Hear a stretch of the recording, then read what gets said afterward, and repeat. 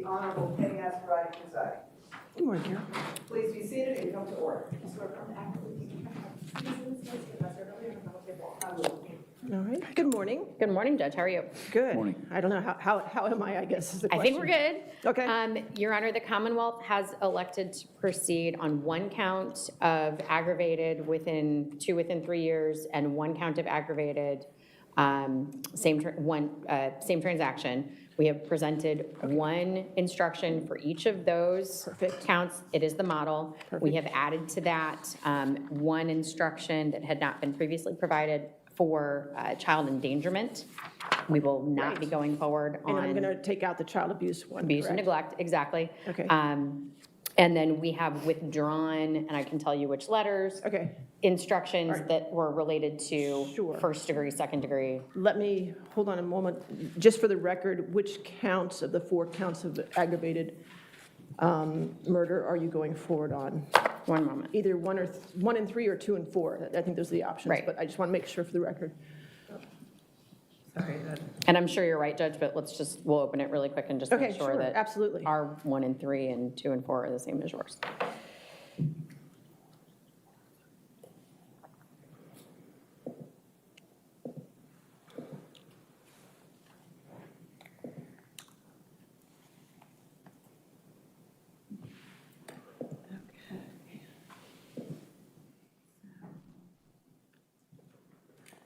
One, two, Kristen Banfield, 3 is Joseph Brennan.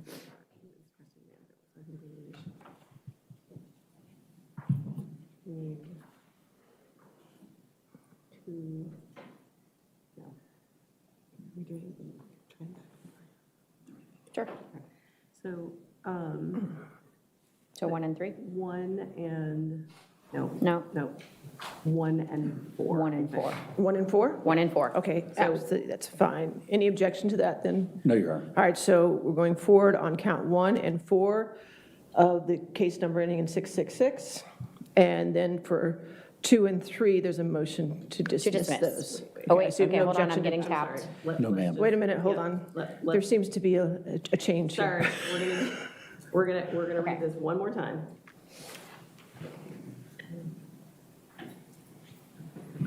Same after transaction. Yep, 1. 1. For Ryan. Okay. And then 4. Same 3-year period, Christine, yes. 1 and 4. Dismiss Oh, you're- 2 and 3. okay. Yes. Final answer? Yes. Okay. 1 and 4, so we're dismissing 2 and 3 with no objection. No Okay? objection. All right. So 1, 4, and 5 under the case number 666, and then we just have child endangerment on Which the is, one ending in 873. that's Okay? count 1, Judge? That is count 1. Yes. So count 2 is dismissed. Yes, ma'am. On that, on 873. Okay, fabulous. So now I have the ones before that we had talked about. Do you just want to go through those? Yes, ma'am. Okay, And I will pass up our new stack. They're clean. They have the Okay, letters typed excellent. in. all right, so I had instruction A, which I assume is still the same, correct? Yes, ma'am. Okay, and then we'll withdraw instruction B since he did Correct. testify? Okay, withdrawn. And then you still have C, Yes. okay. D, Yes. E, Yes. F, Yes. G, If they stop sticking together, yes. all right, and then H. Judge, I have an I next. Oh, I'm sorry, H is child abuse, so you're throwing Yep, that so one. that would be withdrawn. Okay, fabulous. All right, and then we have I, Yes. okay. Q, So Judge Q would be withdrawn? Q is withdrawn, I assume without objection. Without objection. Okay, Q is withdrawn. Okay, what do you have next? R? I actually had an L. Okay, you had L. I switched them around a little bit because. That's okay, because they didn't make sense in that order. That's fine. Well, not to me, but. Nope, that's A-okay, I can track. I could, So that's fine, I'll just. if you're on R next, we would withdraw R. Withdraw R, okay. We would withdraw S. I have M next. Okay, M as so in Mike. M is in. Okay. S as in Sam, S as in Sam would be withdrawn. okay. N as in Nancy, Yes. O, Yes. P, Yes. T as in Tango, Yes. okay. And then I think, let me see, then I have some of his instructions. I think that's all I had for you. So which ones would you like to add to that? So I have L, which was willful. Willful, okay, you have L. I do. All right, do you have a copy? I Well, do. You got the clean copies, Yep, that's I'm fine. gonna Okay, pass that so up to Your Honor. We'll add L, okay, and what else? And then I have U, which is the instruction for aggravated murder, 3-year period. Okay, And then I have V, which is the instruction, aggravated murder, same act or transaction. okay. And then I have X, which is the crime of child endangerment. Child endangerment, okay. And your U and B have the waterfalls also? They do not, Judge. You're not doing We are not waterfalls? doing a waterfall. You are just standing on aggravated murder? We are. Okay, that is your option. Do you want waterfall instructions, Mr. Carroll? No, Your Honor. No. Stand on as well. Okay, so we're standing on aggravated murder. You've just made life a lot simpler for me on your decisions, but that is your decision. Okay, so no waterfalls, we're standing on aggravated murder. Yes, and I'm passing them up with the previously agreed upon new separate so that you can put them in as you Okay. would like them to appear. All right. I also understand we've agreed to defense 2, 4, 10, 12, 16, 20, and 36. I think that's what I have. No Let me make changes. Sure. That's the only, those are the only ones I had already had, correct? Correct. Yes, Your Honor. I have 2, oh, I do have L, okay, sorry. I do have 2, 4, 10, 12, and 16, and 20, and 36. Yes, ma'am. Okay, anything to add to those, or that's it? No, Your Honor. Oh, you guys get a gold star today. Thank you. Okay, that is fabulous. All right, so you want to hand me up the, you have the clean copies for your, oh, you already gave them. Yep. Okay, I got the clean copies. And do those include Mr. Carroll's, or Mr. Carroll, yours were already clean copied, correct? The ones that I handed up before were clean copies. Okay, so I can just insert his into Yes, ma'am. yours. Perfect. And I at can this do point, that. we owe you a verdict form. Now that you have accepted those Right, yes, instructions. I have those instructions. We will provide you with a verdict form. Okay, oh, that's fine. So if you want to provide a verdict form, I can have Shannon do one since it's just aggravated murder now. It's not too If, difficult. if, I can do that. that's just fine. So we'll do 3 verdict forms, one for aggravated murder, one for firearm, and one for child endangerment. Yes, We're on ma'am. the same sheet, music? Okay, good. 3 verdict forms? Ms. Fritzler's asking, do you think we need 2 aggravated murder forms? Oh, yes, given I'm that there are sorry. I 2 separate? apologize, you're right, because you did go ahead and do both, same occurrence and 3 And years. 3 Yes, so we need 4 verdict forms. Aggravated murder in the same act and transaction, aggravated murder in 3 years, firearm, use of firearm, and child endangerment. Okay, we'll get those together. Perfect, thank you. And by the end of closings, we'll be able, you can review them before they go back to the jury. Great, thank you. Okay? Your Honor, Yes, is sir. there an order that you're going to be calling out the jury instructions? There is. Let me just put it back into the order, and I will let you know. And I will actually get copies to you as well, Okay, in the order that I'm going to give them, and I'll get one for the court reporter too, Carol. Great, thank you. So I'll do that. We'll have time to do that, okay? okay. So that takes care of jury instructions. Do I have Ms. Smith here yet? Ms. Smith, are you here? Are you ready for your motion? Yes. Let's go. Is that okay? Yes, I'd absolutely. rather do that than I can go back and put those instructions all in Yes, ma'am. order.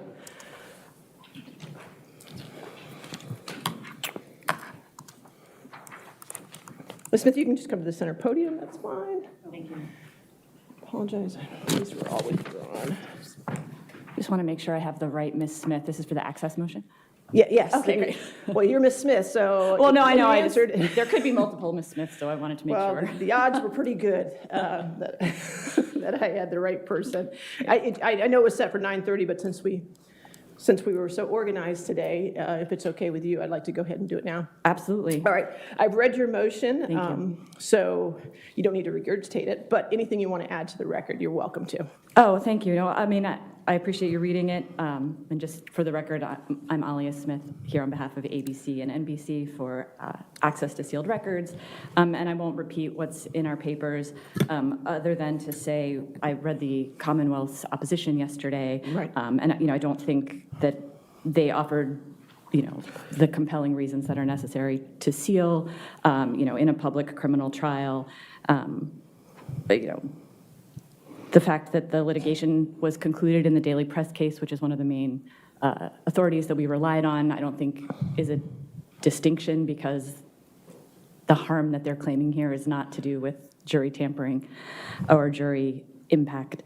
And same with they try and distinguish the press enterprises cases because in the press enterprise cases, the Supreme Court was dealing with the sealing of a whole entire trial. Being closed, correct. Correct, and that's true. And I appreciate very much that most of this trial has been completely open. 400 exhibits and televised, so. Exactly, and the exhibits available on the internet. But I think the point of the press enterprise and Globe newspapers and all the Supreme Court cases is that, you know, every aspect of a criminal trial needs to be open, and if it's not, the sealing has to be justified by on-the-record findings of a compelling interest, and I don't think that's been done here. Okay, all right, thank you, ma'am.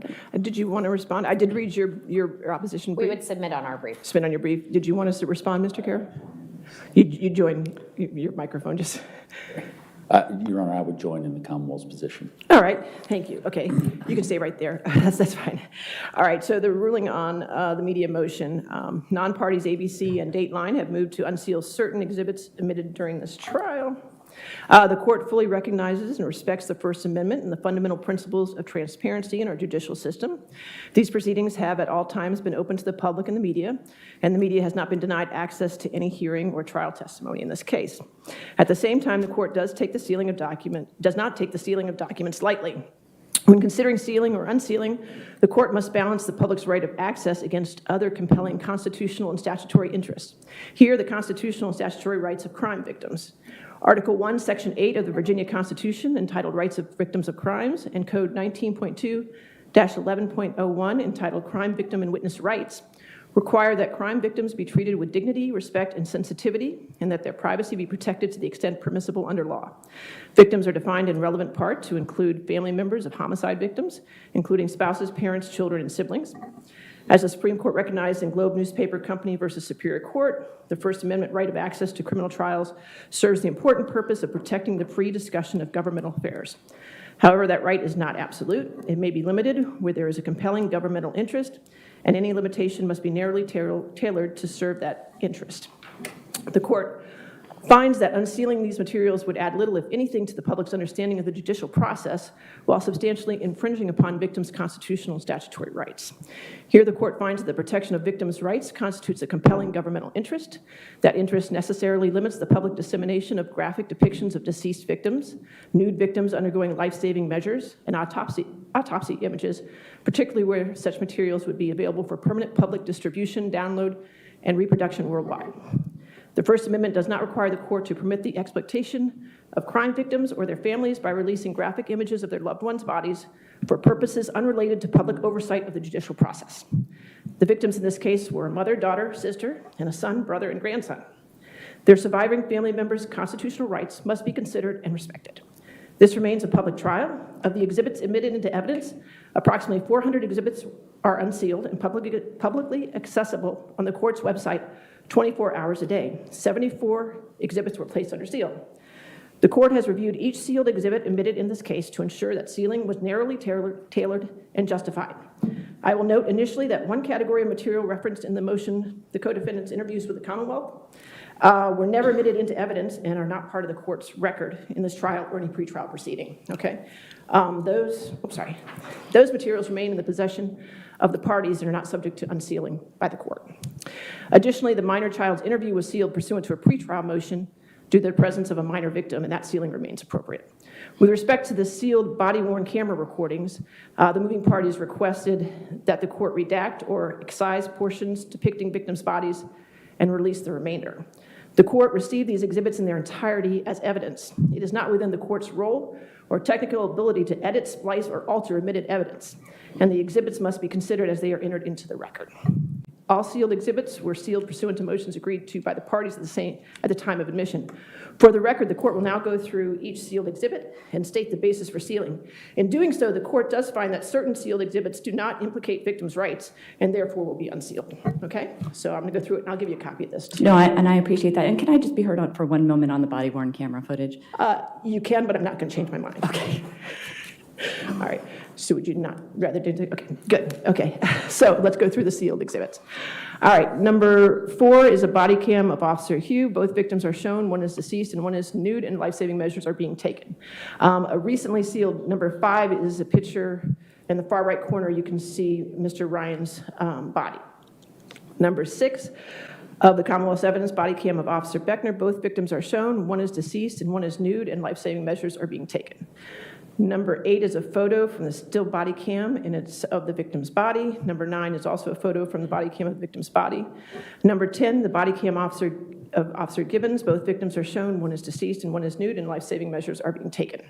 Commonwealth's Exhibit 11, the autopsy report will be unsealed.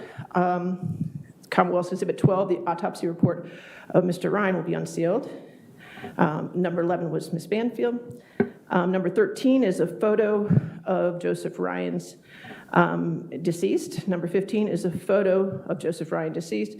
Number 20 is a photo of Joseph Ryan deceased. 22 is a photo of an autopsy of Ms. Banfield. 23, 24, 25, 27, 28, 29, 30, 31, 32, and 33, and 34, 35, 36, 37, 39, 40, 41, 42, 43, 44, 45, 46, 47, 48, and 49 are all photos of the autopsy of Ms. Banfield. Number 58, 59, 60, 61, 62, 63, 64, 65, 66, 67, 68, 69, 70, and 71, and 72 are all FetLife conversations which will be unsealed. Number 98 is a photo aerial view of the house, but Mr. Ryan's body is in the photo. Number 9, a photo of Mr. Ryan's body on the floor. 100 is a photo of closer up of Mr. Ryan's body on the floor. 101 is also Mr. Ryan's body. 101A is that same photo with annotations. 101B is the same photo with annotations. 123 is a photo of Joseph Ryan's body. 123A is the same picture with annotations. 123B is the same picture with annotations. 124 is also a photo of Joseph Ryan's body. 170A is a photo of 171 with annotations, which is the picture of Joseph Ryan on the floor, deceased. 172 is a photo of Joseph Ryan's as well on the floor. 174A is that same photo with annotations. 181 is a photo of Joseph Ryan's body. 221 photo is of Joseph Ryan's body. 221A is the same photo with annotations. 241 is a photo of the body-worn camera, a still photo with the victim, Mr. Ryan, on the carpet at the crime scene. As far as defense sealed exhibits, the body cam video of Officer Palmer has the body of both Joseph Ryan and life-saving measures being taken from Ms. Banfield at the crime scene. And number 87 is a body cam video of Officer Casanova without audio, and the minor child victim is present for a significant portion of the video.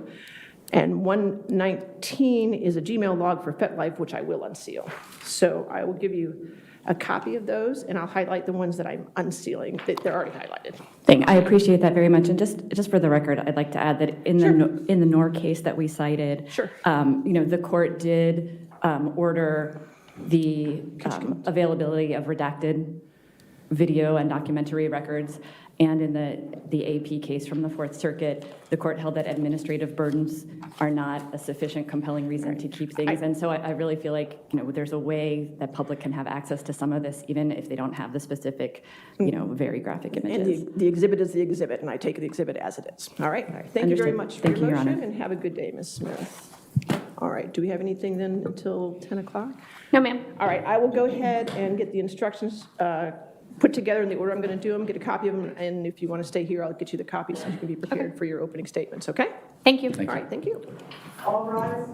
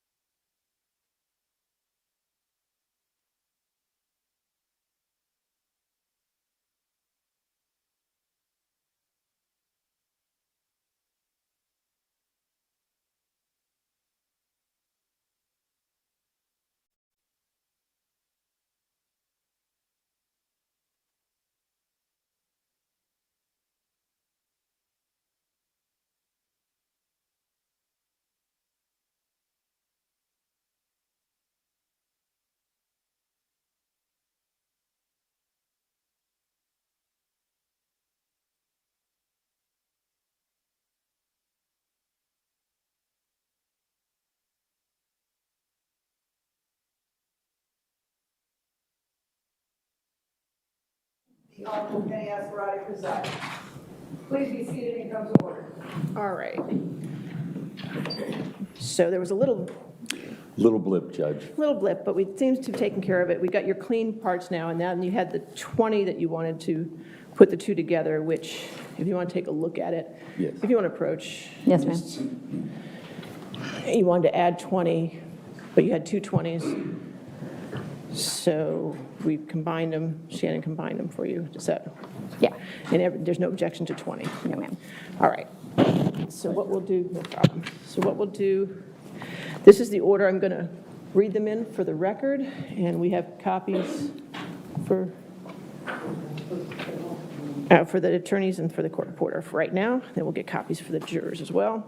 All right, so the jury instructions will be read. Instruction A, C, D, E, U, V as in Victor, L, I, M, F, G, X, N, O, P, T, 2, 4, 10, 12, 16, 36, and 20. Okay? All right. Is there anything else before we bring the jury out? No, ma'am. Okay. So you're- Okay. Okay. I think this one is on.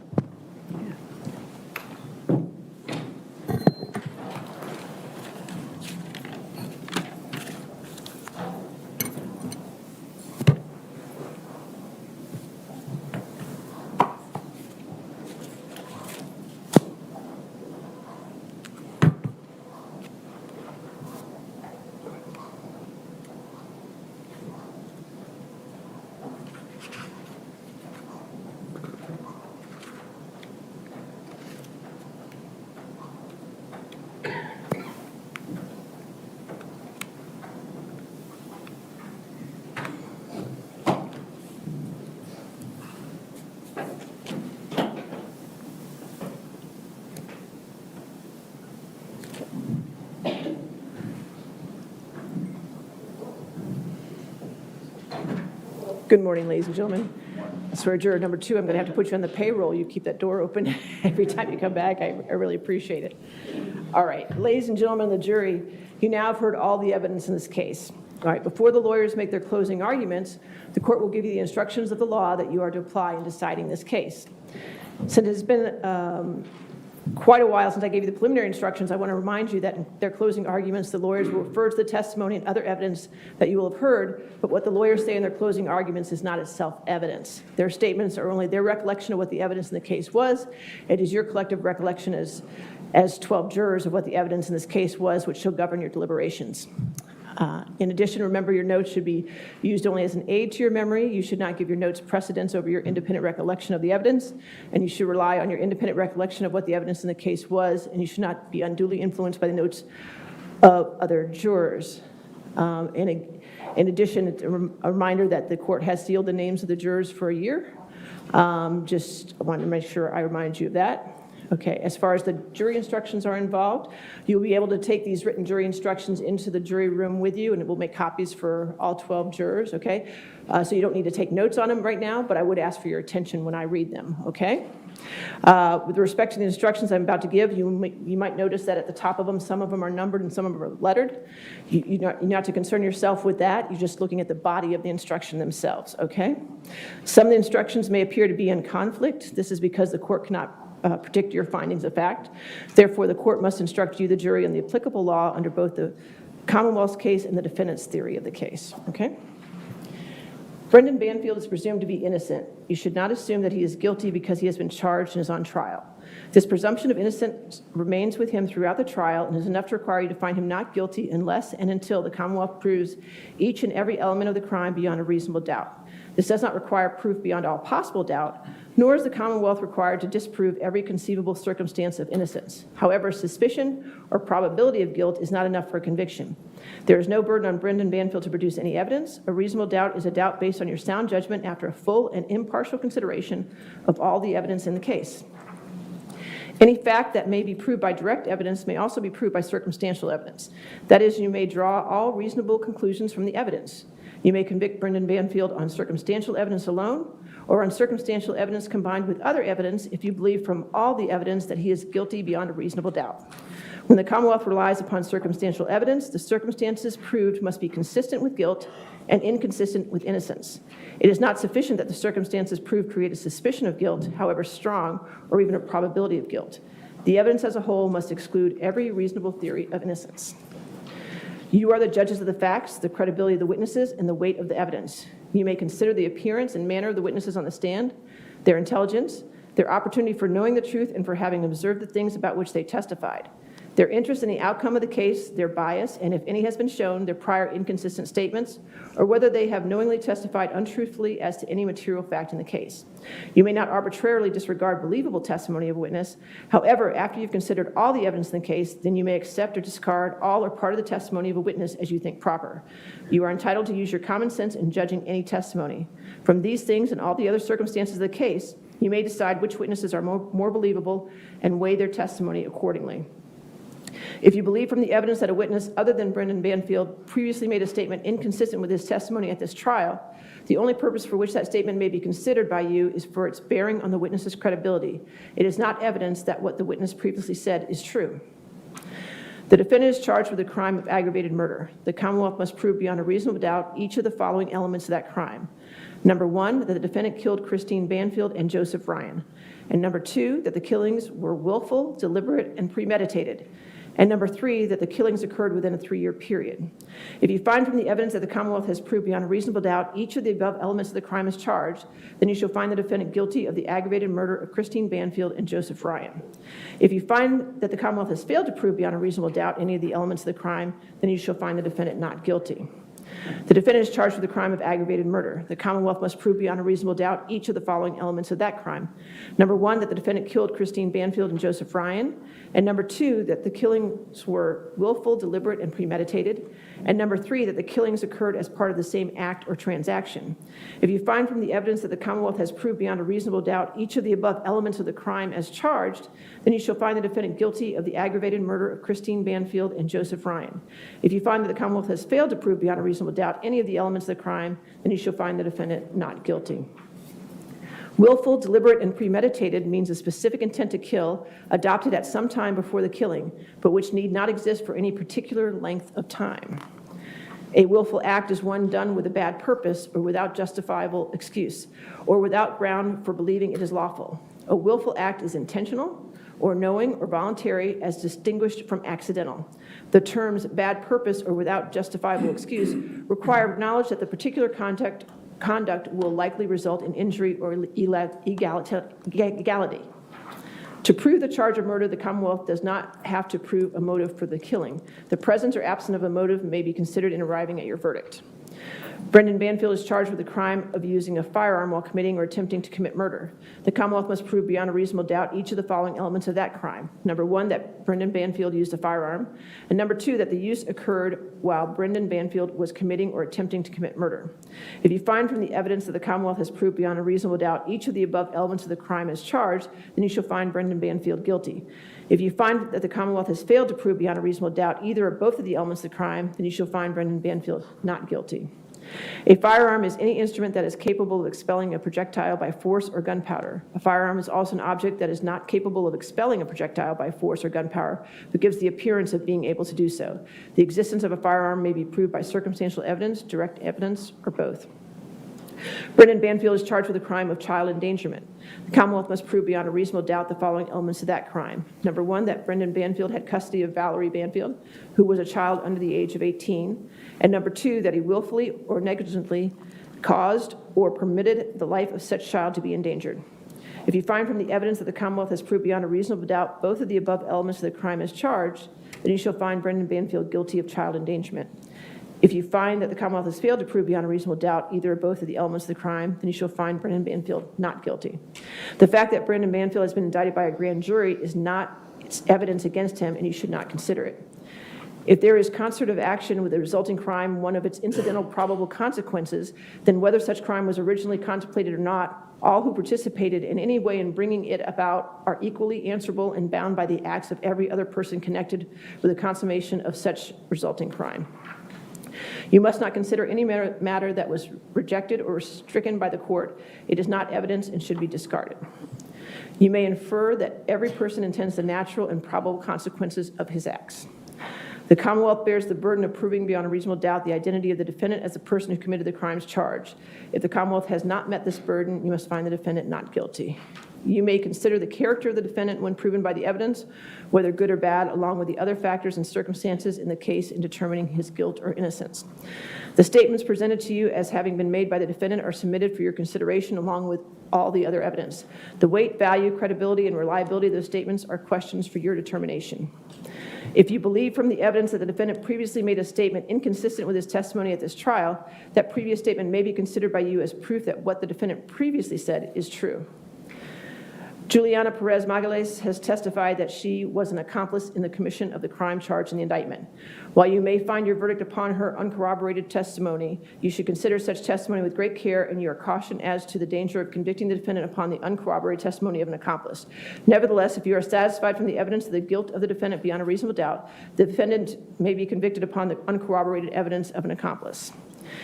If you believe that the defendant was without fault in provoking or bringing on the killing of Joseph Ryan, and if you further believe that the defendant reasonably feared under the circumstances that they appeared to him, that he or others were in danger of being killed or that he or others were in danger of great bodily harm, then the killing was in self-defense and you should find the defendant not guilty.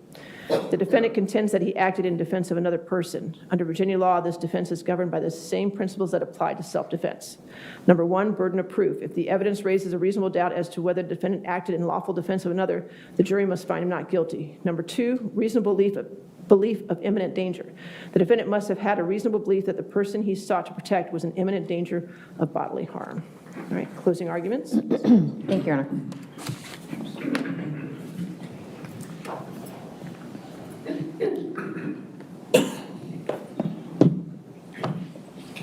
And if we can have the display for the jury activated from our table, and it does include sealed exhibits, so we'd ask it not be displayed to the gallery. Just to the jury and not Yes, to the please. gallery. Thank you. Yes, ma'am.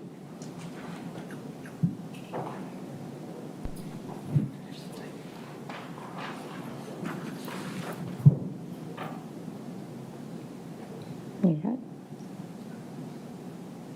Okay. Good morning. Thank you so much, not just for what you're going to do today, but for all of the time that you have spent carefully considering the evidence that we've been able to put before you, for the attention that you've paid, for the notes that you've taken, for the time that you've given up away from your daily lives, your jobs, and your families. Without your work here, Christine Banfield and Joseph Ryan would not be able to find justice. So thank you. The judge has read the instructions to you. They'll go back to the jury room with you, and you're going to have those as your guide in making your decision. I would draw your attention to the fact that you've been given 2 counts of aggravated murder, 1 count of use of a firearm in commission of murder, and 1 count of child endangerment. Talking first about the aggravated murder instructions. They have 3 parts. You'll first need to find that Brendan Banfield killed Christine Banfield and Joseph Ryan. You'll need to find that those killings were willful, deliberate, and premeditated. You'll need to find for one of the counts that those 2 murders occurred within a 3-year period, and for the other count, that those 2 murders occurred within the same transaction or occurrence. We know that they were killed during the same event within the Banfield residence, so that should knock that one out for you. 3 years, pretty simple as well. We know that they occurred on the same day. It's the first element that we're going to talk about, that Brendan Banfield killed both Christine Banfield and Joseph Ryan. We know that on February 24th, 2023, he executed his plan to murder his wife and an innocent stranger. He was in love with Juliana. He can pretend that this was a fling, an affair, he'd had them before, no big deal. He was in love with Juliana. He was afraid of losing her. He needed to get rid of his wife so that they could be together. so that they could marry, so that they could have those babies that he was picking out names for. Juliana told us how the plan was crafted and how it played out that morning in the Banfield house. But you've heard directly from our detectives and our experts the uncontradicted evidence of Brendan Banfield's culpability. You needn't rely only on Juliana's story. There has been a plethora of evidence to help you meet your burden in this case. Let's walk through just the highlights. Our digital evidence. While the digital evidence cannot tell us definitively who was behind the screen, we heard that a bunch. We know that to be true. What it can tell us is that Brendan Banfield and Juliana Perez Magalhaes are more likely to be the ones to have set up Joe Ryan to come into the house to fake rape Christine on February 24th. There is no digital history, none, of Christine Banfield using dating sites, fetish sites, searching for pornography, talking to other men prior to the January inception of this scheme. Brendan told you that more than 10 years ago, there were incidents of affairs involving rough sex. But you have zero evidence to corroborate that self-serving statement. Think about the 2 days of Mr. Litsky's testimony for the defense and the 3 times that Detective Miller was called to this stand. If there was one scintilla of evidence that supported these claims of infidelity, of interest in sexual violence, don't you think you might have heard about it?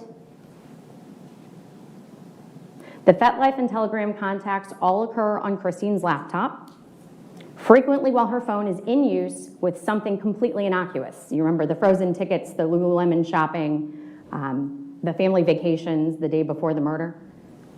2 devices, 2 different people.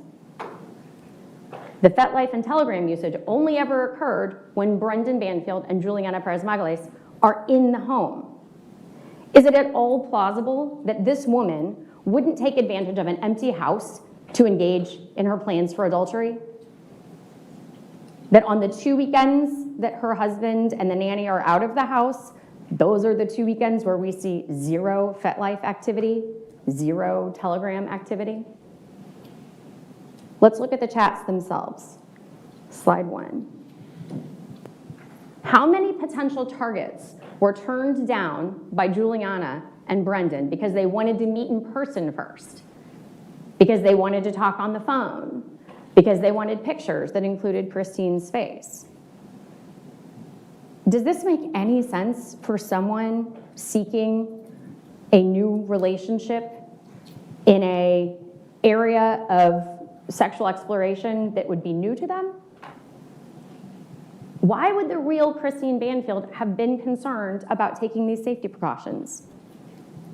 For that matter, why would the real Christine Banfield have been searching for someone who was willing to engage in knife play when she had a blood clotting disorder? Why would Christine use a phone from a gym bathroom, a photo from a phone taken in a gym bathroom when she has all of these far better pictures available? That one keeps stumping us. There are so many more whys, and I'm sure you have plenty of them in your own heads, but the answer is the same to all of these whys, because it wasn't Christine. It was Brendan Banfield with the help of Juliana. Let's talk about our physical evidence. You heard from Detective Leach, Dr. Kessler, Ms. McCarthy, Dr. Greenspoon, Ms. Colombo. She was up there forever with all those lab sheets. They gave us a million things to think about. Slide 4. Christine Banfield died as a result of 7 stab wounds to her neck. She suffered massive blood loss. Next, the knife Brendan used to kill her was a kitchen knife with an approximately 4-inch blade, the kind you use for chopping up vegetables. This was the knife that Joe Ryan brought because Anastasia asked him to. This was not the killing knife that Brendan Banfield had envisioned for his scheme. Next. Joe Ryan was shot twice. Once in the head by Brendan Banfield, incapacitating him. A second time by Juliana in the chest, tearing a large hole through his heart and lodging in his spine. His wounds were rapidly fatal, according to Dr. Kessler, and we saw that there was little to no blood from the chest wound. Iris Daly-Graf told you that he would have been incapable of movement following that second shot. Next. We saw evidentiary confirmation of the affair. The semen stains on Juliana's bed sheets.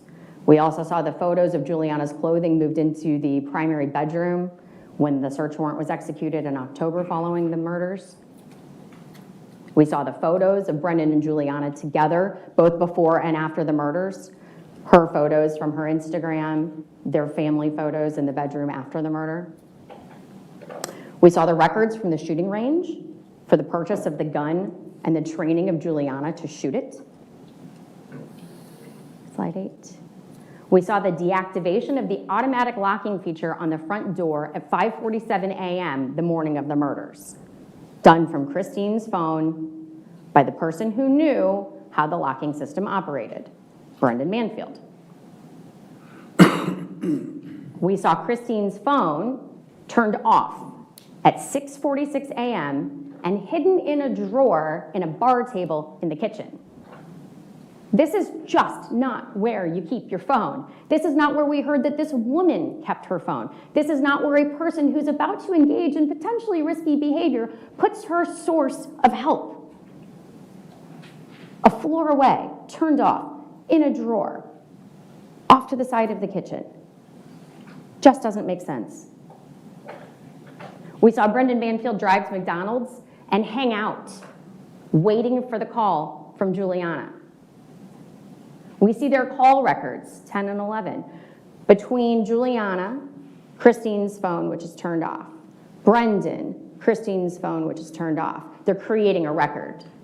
It's a plan. It is premeditated. We see this false attempt to check in on Christine so that they can tell the story to the police when they arrive, that they did everything they possibly could. Next, we see the lock at the top of the basement door that Brendan Banfield did not think to engage to protect his daughter. Even under his own version of this event, he agrees he didn't think about it. He left his 4-year-old child in the basement with guns out, stranger in the house, and something happening that caused him to be concerned. We heard the 911 calls. We have a hang-up at 7:47 with Joe moaning in the background, and then a 15-minute gap before anyone calls 911 back. 8:02. 15 minutes between when someone in that house thought the police should be there and when they finally asked for help. We saw the body-worn camera and the photos from the scene. Blankets piled near the bodies. Brendan Banfield kneeling on this blue towel. The towel that has very little staining. Completely inconsistent with having been used to stop the flow of blood coming from Christine's neck. We heard that the carpet was soaked through to the subfloor. We saw Brendan Banfield's handcuffs that he didn't use. Magazines full of bullets he didn't shoot, collected from him after the murders. And finally, the blood evidence. You heard from Lieutenant Giacchio and former Deputy Chief Bruce that it was Iris Daly-Graf's report that finally pushed this case over the edge and brought the charges against Mr. Banfield months before Juliana decided to flip. That's how strong this evidence is. That's how reliable this evidence is. Ms. Daly-Graf walked us through so many inconsistencies in this scene. proving that it had been manipulated. And you heard absolutely nothing from the defense about this evidence. Mr. Banfield gave you zero explanation for any of this evidence. Slide 15. They have provided no explanation for Christine's blood smeared on the right hand of Joe Ryan, leaving voids between the fingers. They have no explanation for the blood smeared across the top of the right onto the left, leaving that void on Joe Ryan's hand where they had been overlapping. Next. For that matter, you have no explanation from defense for how his hands came to be in that position, neatly folded on his chest, covering the bullet wound that penetrated his spine, immobilizing him. How could that have happened if you are to believe Mr. Banfield? There's been no explanation for the bloody hand-like smears on Joseph Ryan's jeans containing Christine Banfield's DNA.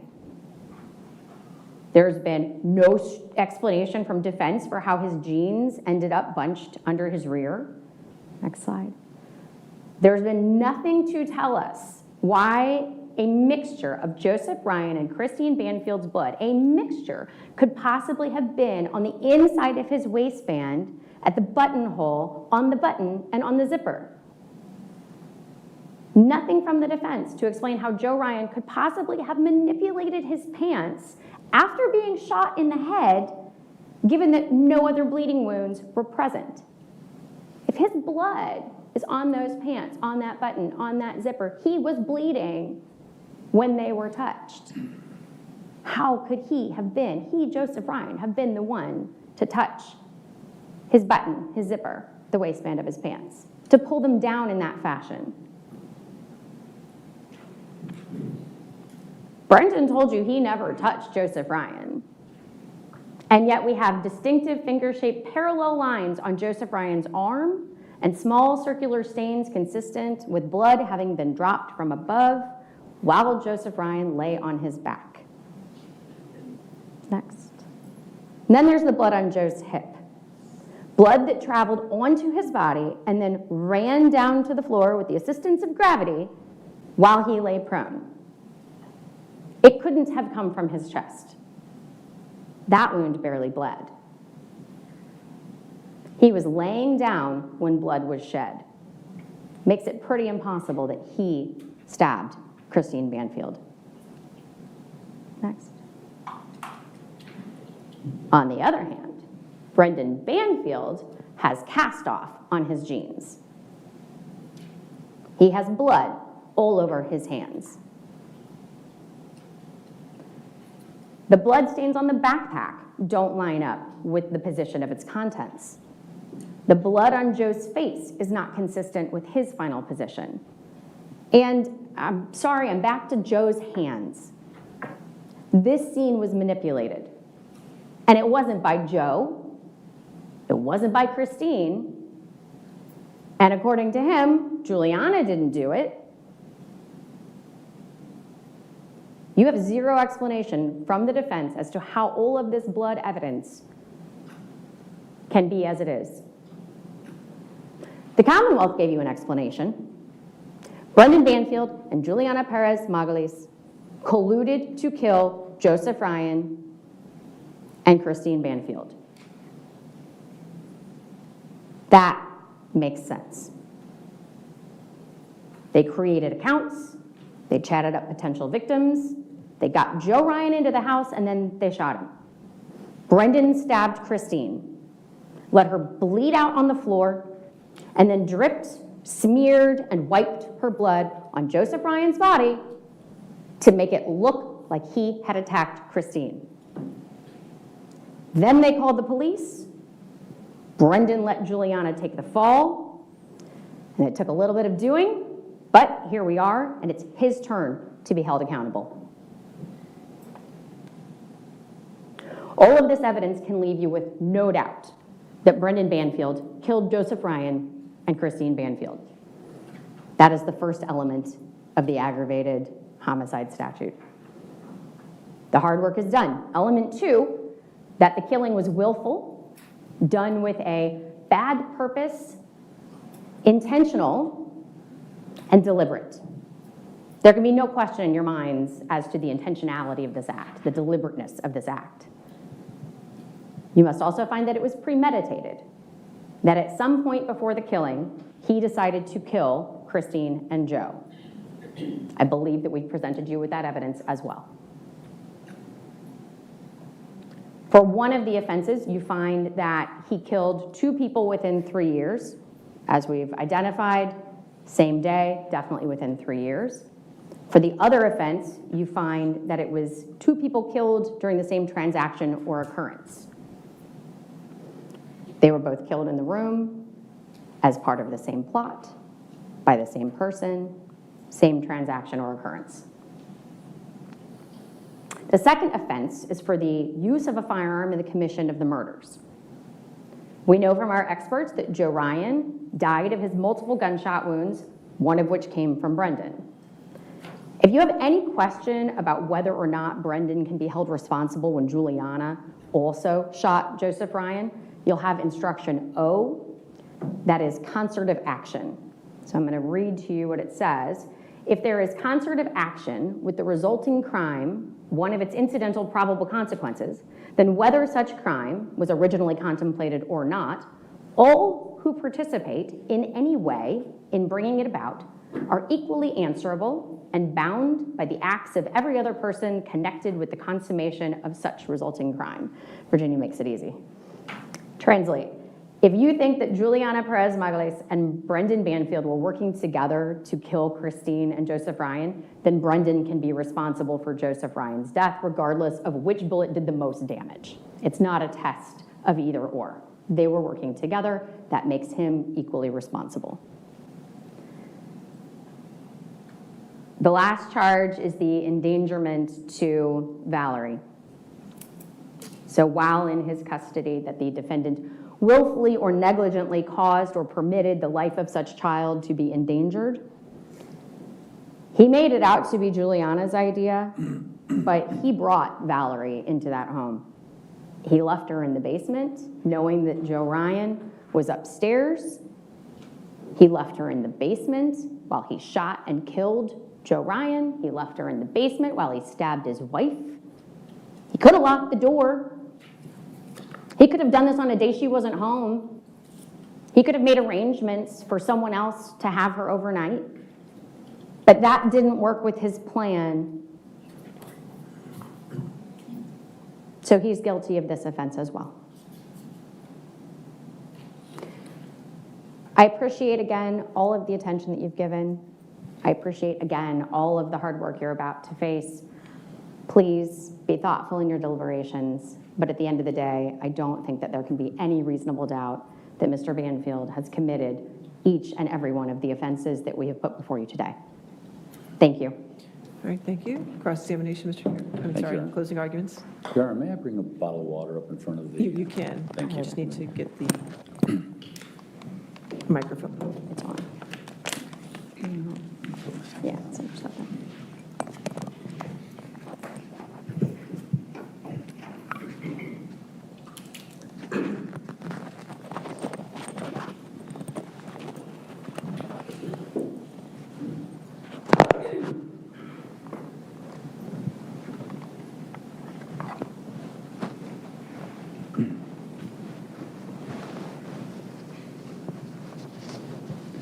Good morning, ladies and gentlemen. Can you hear me? That's been a little bit of a problem, but I have it right on me at this point. I join in the Commonwealth's thanks for your attention, for the time that you've put into this. I intend to present to you with highlights of many of the things that we went through, but I can assure you I'm not going to be going through the evidence that's already been moved in. And it took a long time, and you were very patient, and everyone was very patient. I'm sorry, the hours are short here. Can you move it to your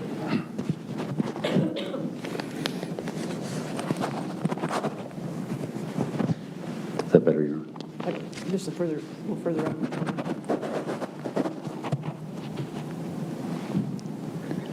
Can everyone hear that? Okay.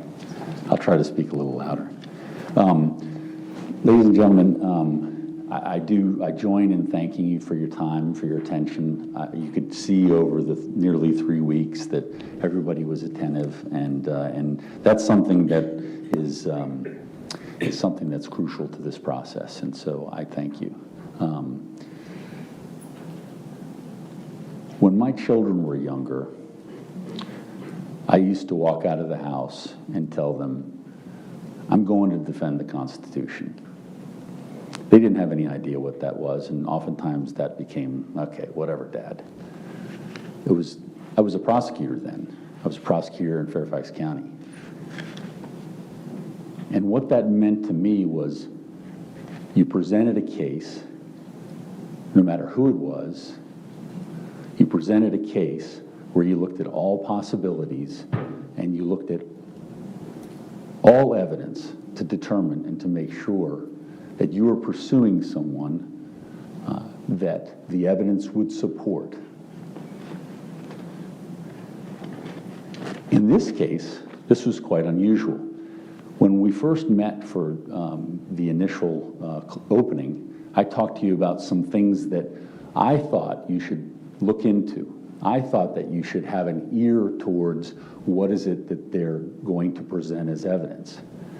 And even I was surprised that the evidence that ultimately was presented by the Commonwealth was actually from my case. The only people that were called to testify from the Commonwealth's case in chief were for body cam video, police officers, a couple of those, and Detective Terry Leach. And he was the one who identified all of the scene photos. He identified many of the pieces of evidence that were brought in. And he was able to talk a little bit about things such as the blood stains on the gun, the blood stains next to the bed. And what he told you, ladies and gentlemen, and this was the extent of, I think, their testimony in their case, was that there are numerous things within this scene that we can see in pictures, but they were never tested. There are numerous things that became the centerpiece of the fantastic story that the Commonwealth tells, yet they were never tested. For example, if I were to have the opportunity to cross-examine, say, the chief detective of this case, I might ask, why wasn't there fingerprints done, or even DNA, of this gun safe that we hear about? We hear Juliana goes into the back bathroom and talks about getting a gun. It changes a little bit over time, but if someone had said they went to the gun safe, because we're talking about guns, we're talking about shooting, why wouldn't there be some sort of evidence to either corroborate or preclude that possibility? I asked Detective Leach, he says, well, it's really up to the forensic examiners. They make the decision. In looking at the scene, you'll notice in the body cam video that you're going to be reviewing, there's a point when first responders come in and you see Brendan kneeling down next to his wife, rendering aid. He just shot Joe Ryan. He testified yesterday, he puts the gun down to his right, which is where his holster is. And he also indicates to you in his testimony yesterday that he moves the knife away from Joe Ryan.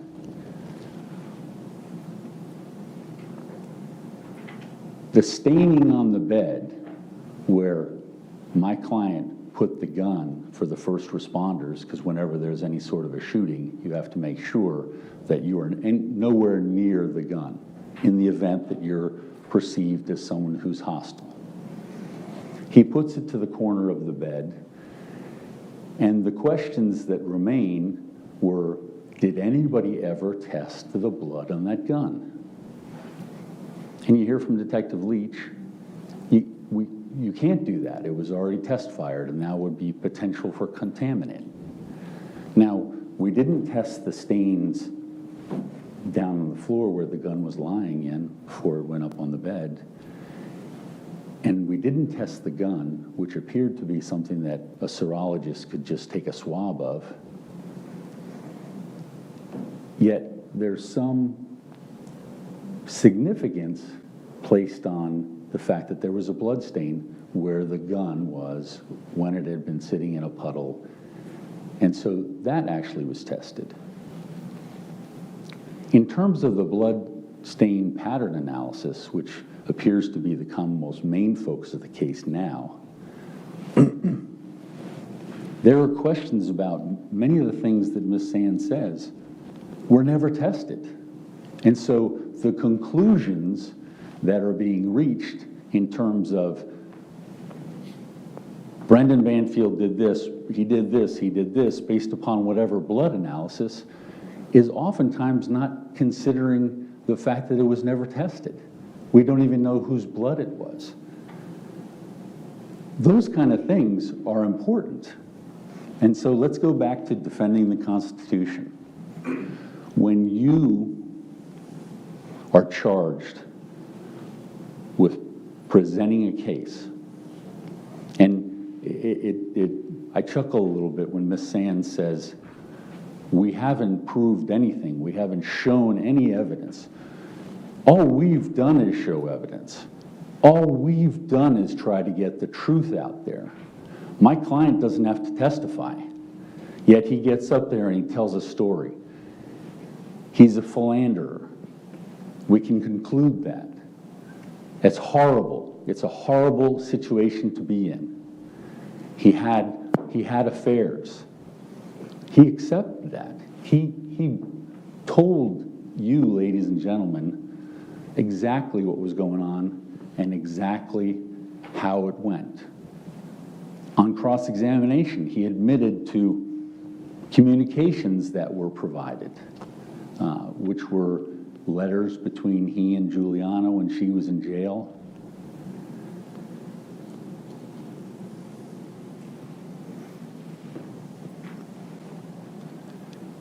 This is about the truth. In the beginning, you heard our duty is about fairness, our duty is about being just, all those sorts of things. Yet you don't put on any of your detectives. She's referring to the expert that they have that I called. I called 3 times. And you saw his demeanor. He was very uncomfortable. Why would he be uncomfortable? Why would he have been uncomfortable talking about his work? And we dug for it, and he ultimately said, the executive summary and the data remain the same. The only thing that changed is Juliana Perez Magalay's statement. Excuse me one second.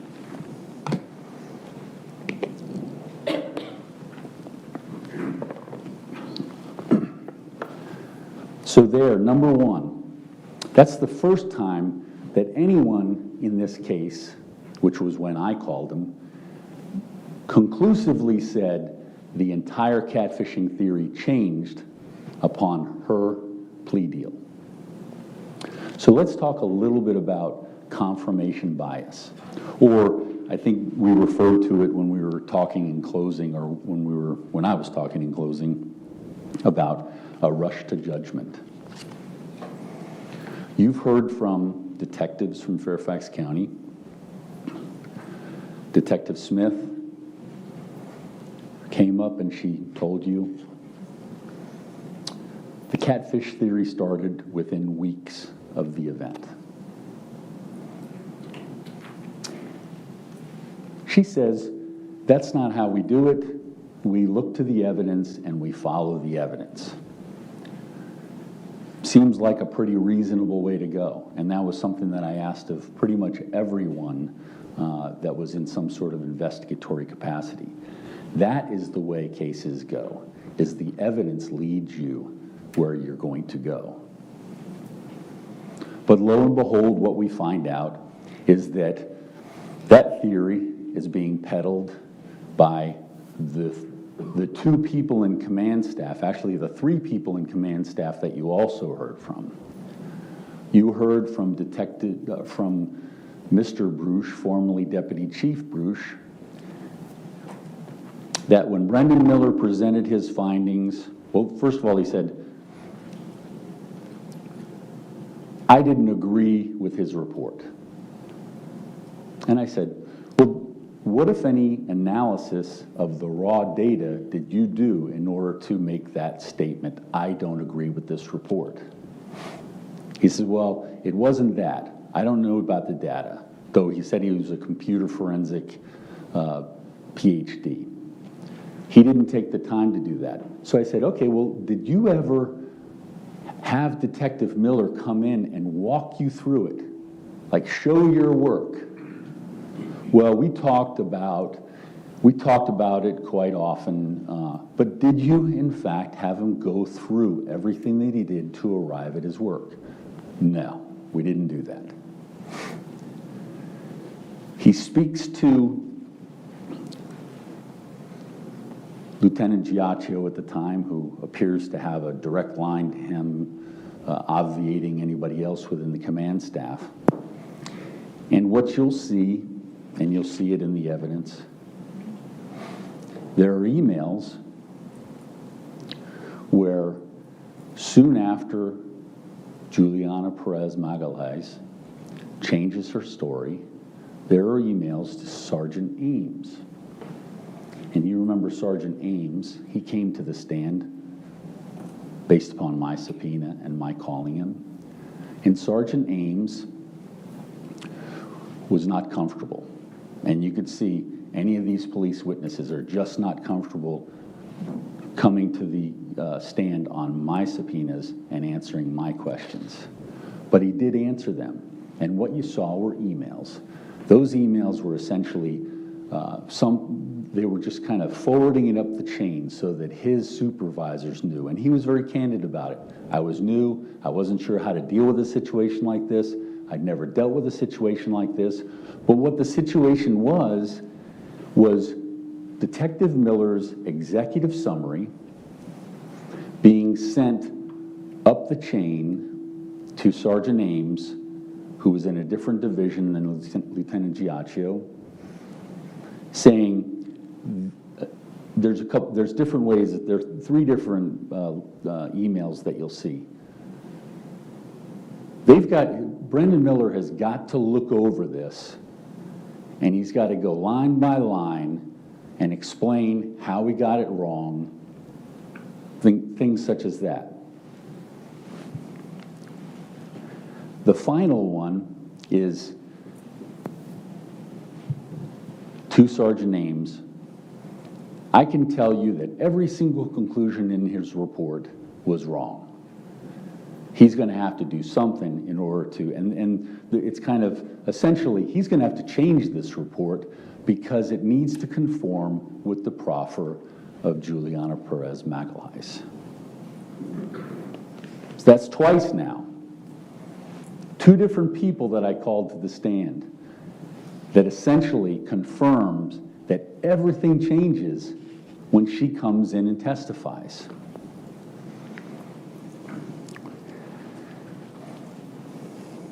Let's get back to confirmation bias, rush to judgment.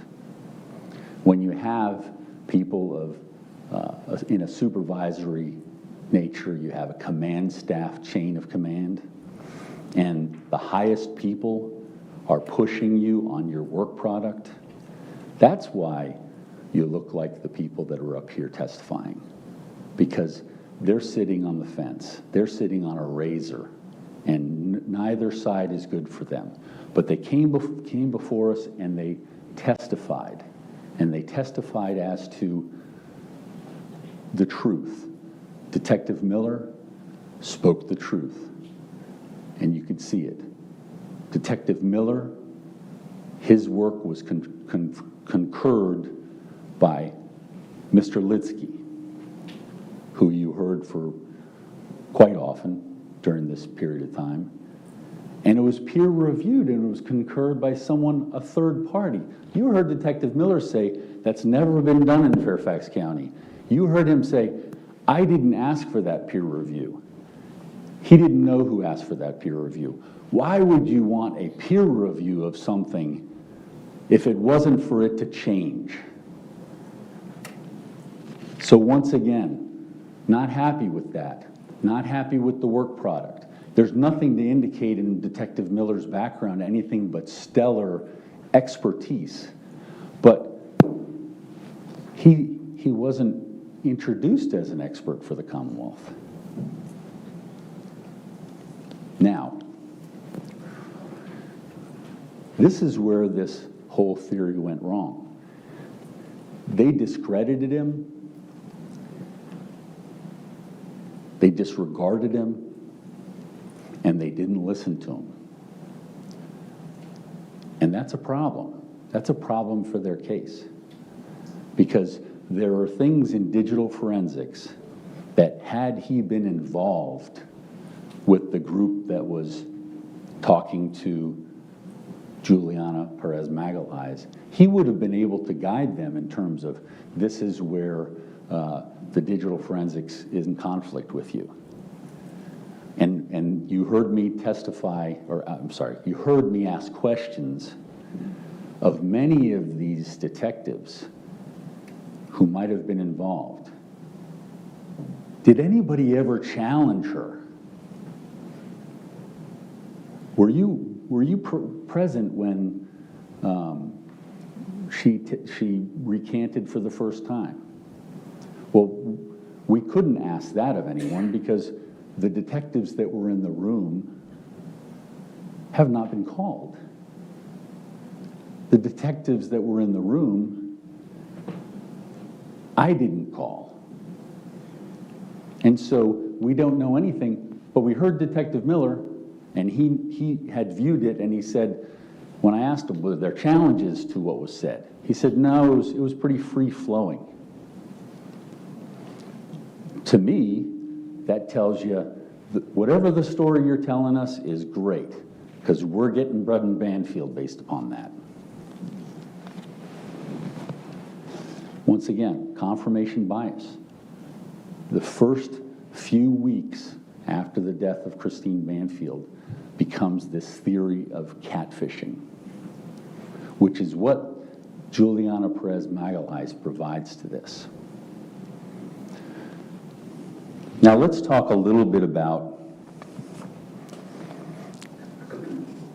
digital forensics.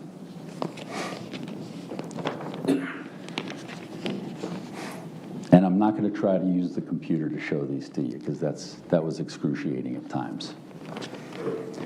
But I think we've gone through it with significant enough detail that when you go back to look at the exhibits, and I'll tell you which exhibits if you wish to write them down, you're going to be able to see exactly what Mr. Litsky was saying. It's complicated. It's been complicated for me since the beginning, but it's not necessarily an easy grasp. But I would ask that you take the opportunity. You're going to have all this evidence to review this particular area. So some of you may have been asking about January, or may wonder about January 9th.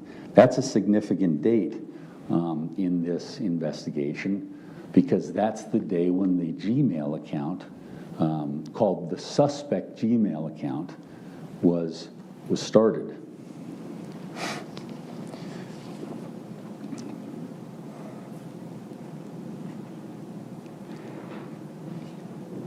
Let's just look at how Juliana Perez Magalhaes managed this. Regarding the Gmail setup on January 9, 2023, Juliana told the Commonwealth that she was at the house with Brendan when she witnessed him create the Gmail account that was used to kick off the entire catfishing scheme. The Commonwealth took her at her word. The police didn't make any effort to corroborate her story. The one detective who stood up and said the evidence contradicted her story was transferred off the case.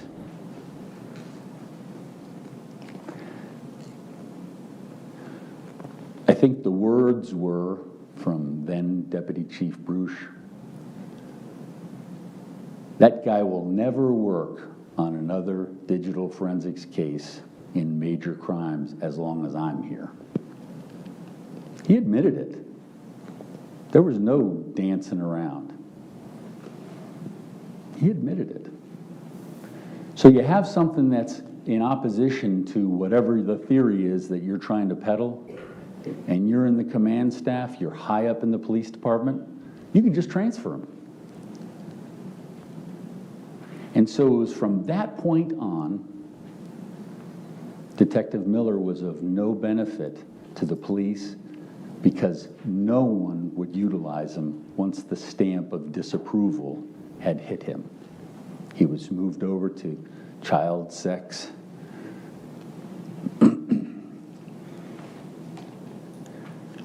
Juliana told the same story to you here in court, and it's a lie.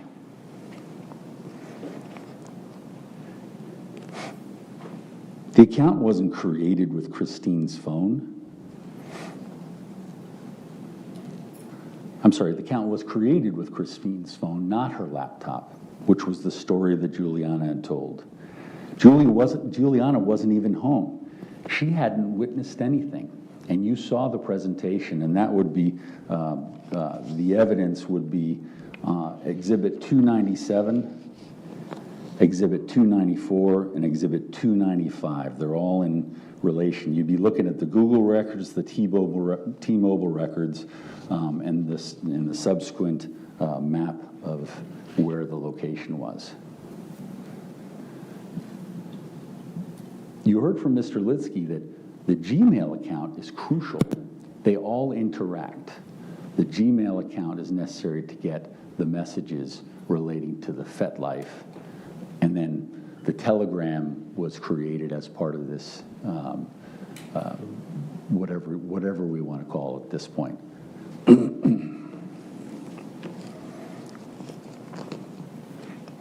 Juliana made it up. She told the Commonwealth what they wanted to hear, and without question, they just took it as their story. She told this lie to secure herself a deal that benefited her. This one event relating to digital forensics is reasonable doubt, because every other event going forward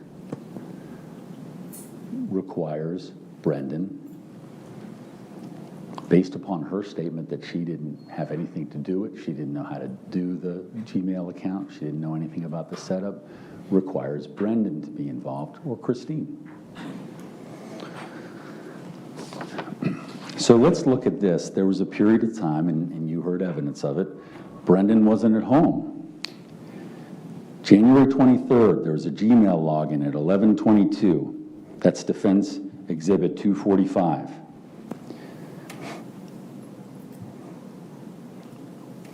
FetLife was accessed.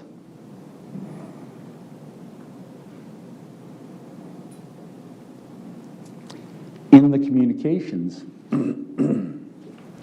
you heard Mr. Litsky opine as an expert that catfishing is not a scheme where one talks about their husband or talks about how's your experience on this site.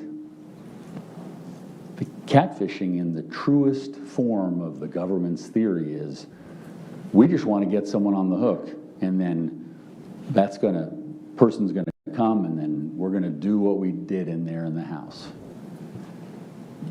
It's not consistent with catfishing. And you'll see, based upon the records relating to January 23rd, There was only one adult in the home at that time, and that adult was Christine Banfield. January 30th, there are 2 Gmail logins. 10:36 and 11:03. Exhibits Brendan Banfield 251 and Brendan Banfield 252. Brendan wasn't home. That can be shown. So there are 2 adults in the house. Christine Banfield and Juliana Perez Magalhaes. Juliana testified to all of you. She doesn't know anything about the Gmail. She doesn't know how to activate it. Well, somebody activated it that day. Somebody logged in twice. And there are 2 adults in the house. Either Juliana's lying again, and she did figure out how to do Gmail, or this was Christine Banfield. Digital forensics, oftentimes, for people who don't understand it, will say things like, well, isn't it possible this? Well, you see what happens when an investigator is looking into, trying to get attribution. They're looking at all sorts of different data facts in order to make a determination, make an opinion. It's not as easy as saying, well, isn't it possible this? There's more to it. And once again, digital forensics is not being given the strength that it is due.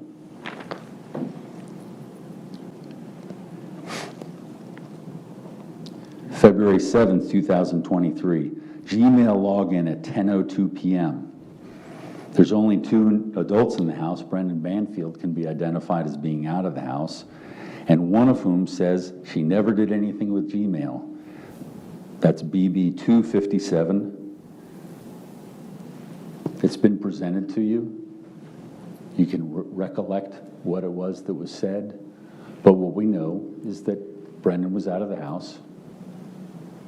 What we know is that Juliana was there, and we know that Christine was there.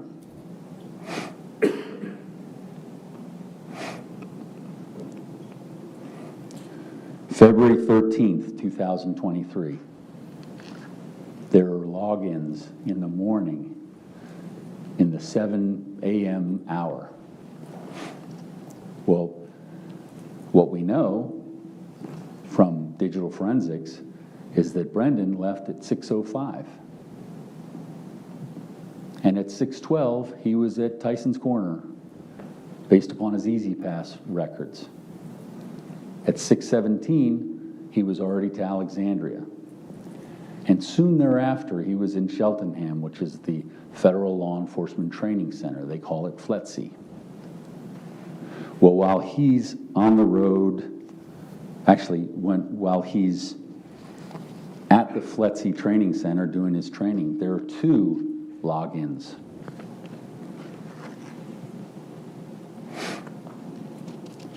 And there are 2 possible adults there. Juliana Perez Magalhaes, who has said she doesn't know how to do that, and Christine Banfield. 2:17, you'll see Gmail logins at 11:19, 11:23, Exhibit 262, 263, same thing. 2 possible adults. Brendan Banfield was out of the house. One said she never did anything with Gmail.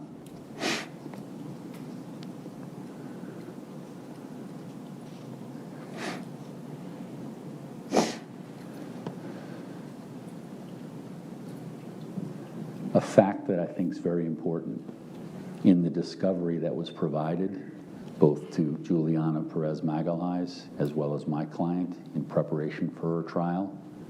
FetLife was in the discovery, but Gmail was never in focus. Never in focus. So her testimony, there's a comfort level with FetLife because she saw it in discovery. She didn't see the Gmail. And isn't that a coincidence that when asked any details, she says, I don't know. When she says, I don't know, for 5 or 6 questions, I hope you recall it, I recall it vividly, she said, if you keep asking these questions, I'm just going to say I don't know. And she continued to do that. Were my questions challenging, like the kind of questions that a detective might do? No. We were just looking for details. We were looking for details because we wanted to try to iron out what are these situations here. She was unwilling. She didn't know, but she knew I was digging for something.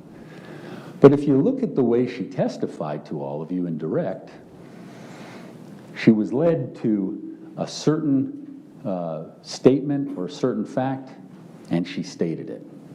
In cross-examination, I asked anything about that. Do you know who was in the house? Do you know where you were? Were you on the phone on WhatsApp with Christine prior to that? Where were you located at the time that this call took place? I don't know. I don't know. If that's what it says, I don't know. You know, there were a series of similar answers.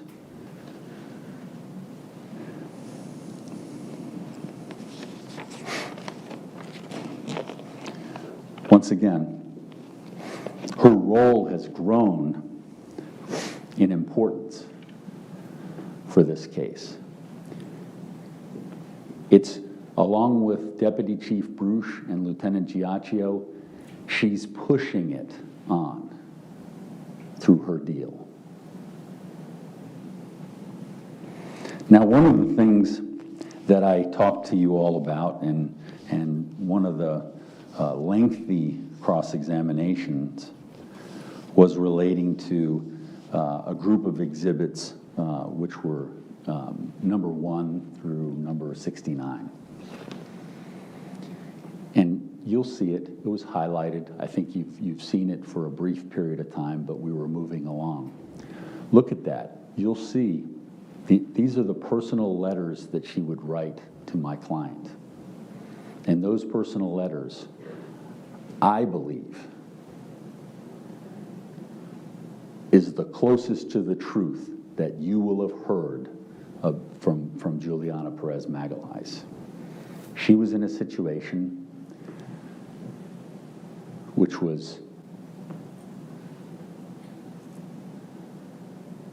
really was affecting her. And it would affect anyone. And she was telling you how she was feeling. She was telling you what she thought. There were things that were relevant to this case. They're trying to make me turn on you. I'm not going to do it. I don't have anything to say. There's nothing that I can do to help them with. And then you'd see letters as the time went on. I don't know if I can live like this anymore. I think it's better for me to end. And then as she gets closer to a preliminary hearing in April of 2024, you start to see real angst and real worry. And they're coming to her and asking her if she'll testify against my client, because that's what they wanted from the beginning. She was a pawn in trying to get to my client. You'll see this timeline in these letters. It goes toward July. July was the date of her first trial. And you'll see, and I'm not suggesting what she's saying about her lawyer is correct, but it was obviously something that was on her mind, and she didn't feel like she had the support. At that point, if you think about it, the only support that she was having was from Brendan. Brendan was not arrested. Brendan was there communicating with her. Brendan's mom was actually supporting her lifestyle in the jail in terms of commissary, things like that, and also supporting her by having paid for a lawyer.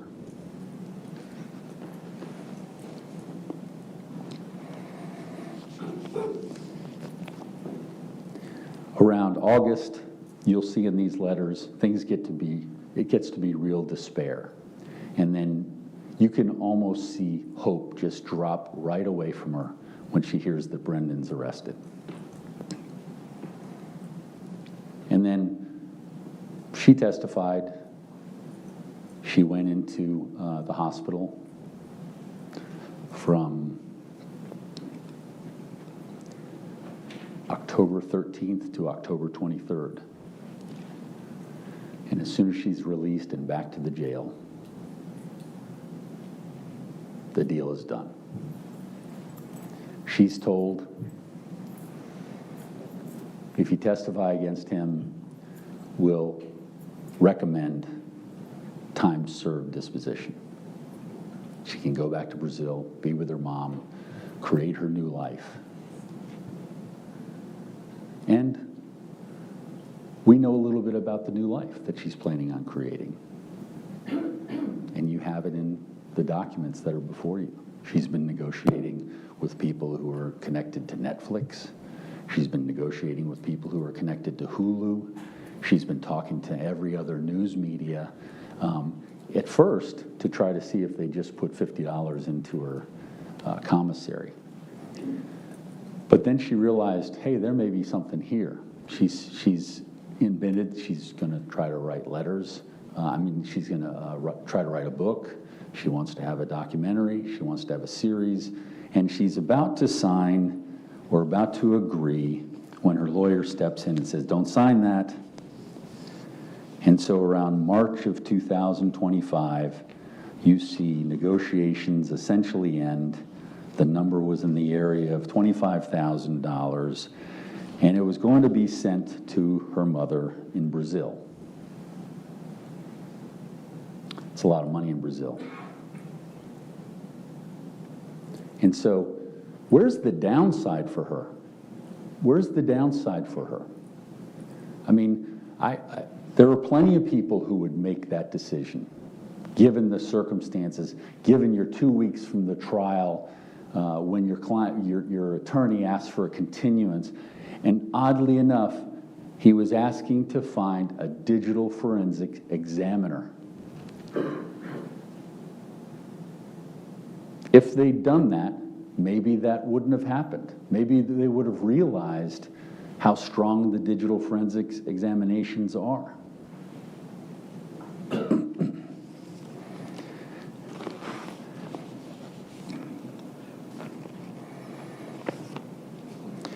Her entire story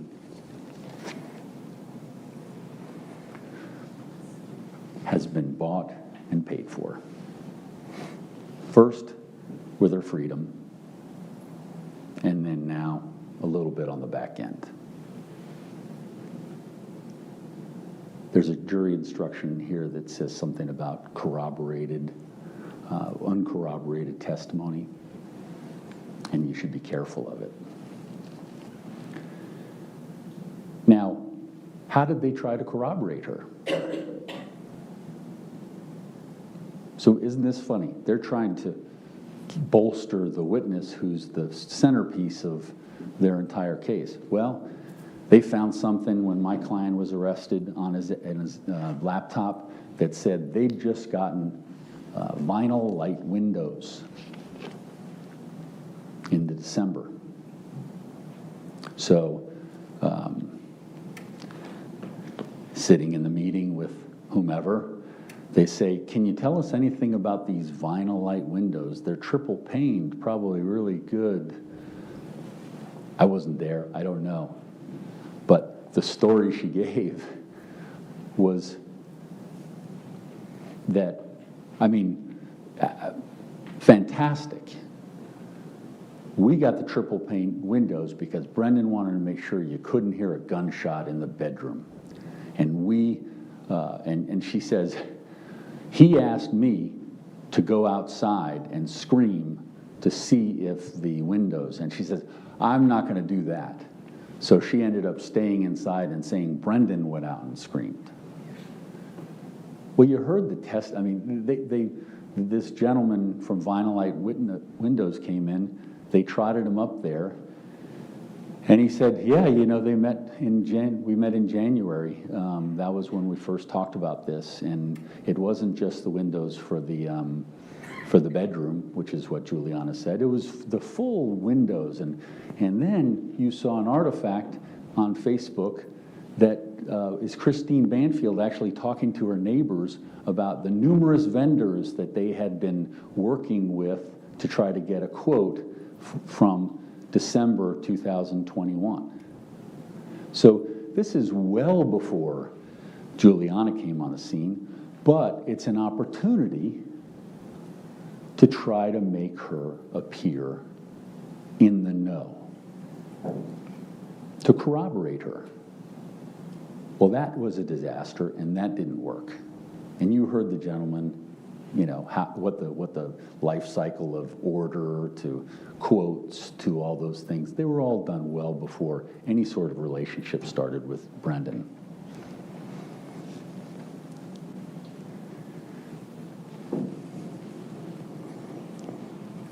Confirmation bias. Rush to judgment. It continues on. Detective Leah Smith tells us the catfish theory was told to them within 2 weeks. She goes on to talk about the theory and investigation and the direction it was going in. During a period of time soon thereafter, Detective Miller tells of his transfer against his will because he was advised he'd never work on major crimes cases again. Sergeant Ames, after receiving communications from Lieutenant Giacchio, immediately sends it up the chain. Could be just the way he does things, or it could be read those emails. Hey, I'm being asked to do this. I need some support here. When you have a theory that gets pushed from non-investigative command staff, and you have a theory that the investigators look at, then you create something called tunnel vision. And that tunnel vision, if you're following what essentially are orders, is to the exclusion of any other evidence, any other theory, such as maybe this is a rekindling of previous fantasies, and the guy who brought the knife to the house is the stabber.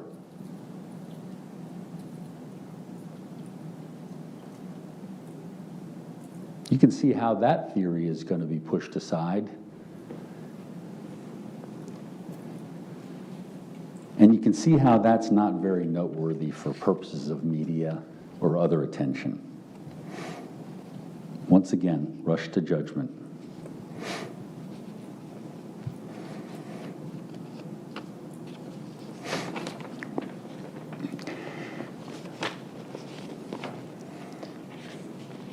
Catfishing. If you're catfishing, meaning you're trying to get the one guy, Joe Ryan, to come to the house so that you can do this gruesome act. Why are you saying anything about, I can't have marks on my face or my body? If you're catfishing, why would that matter? It doesn't make sense. It's inconsistent. However, if you're interested in dabbling in this lifestyle or getting back into it, however you want to say, then that makes perfect sense. There's 9 different conversations on FetLife with different people. and you have all of the FetLife communications, and you can see, why would you have discussions where you're bringing things like no marks, anything like that? All you need is one if you're going to carry out what the government's theory is.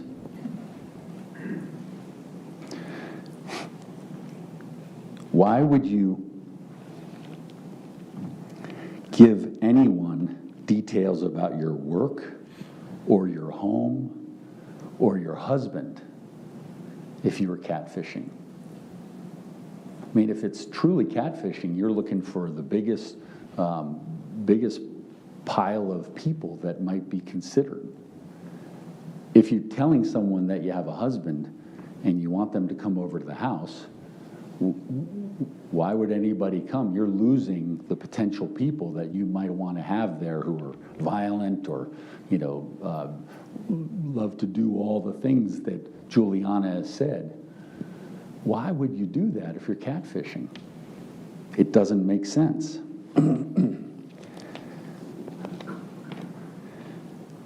On February 13th, 2023, why would there be generic research on secure apps for communications?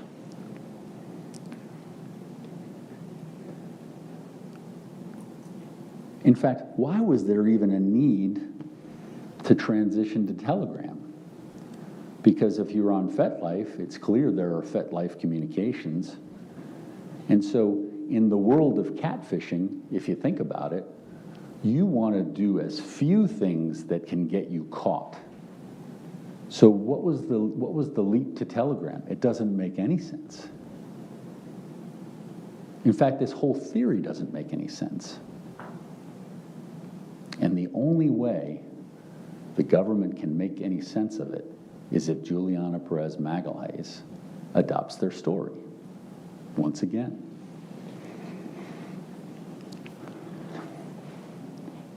As late as February 19th, which would be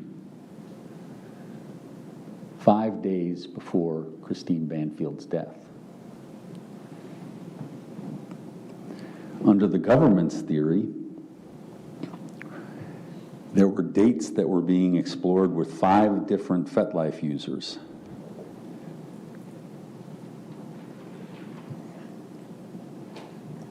Why? If Joe's already coming, why? It doesn't make sense.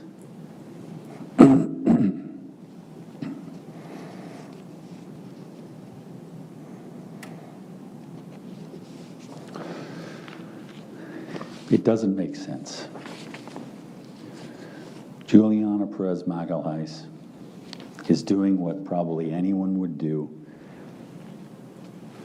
who's from another country, who comes here for an adventure, which is what au pair exchange is. It's essentially a cultural exchange. And the idea is you get to live in the country and you get to live like people in the United States. And then you go back at the end of your time.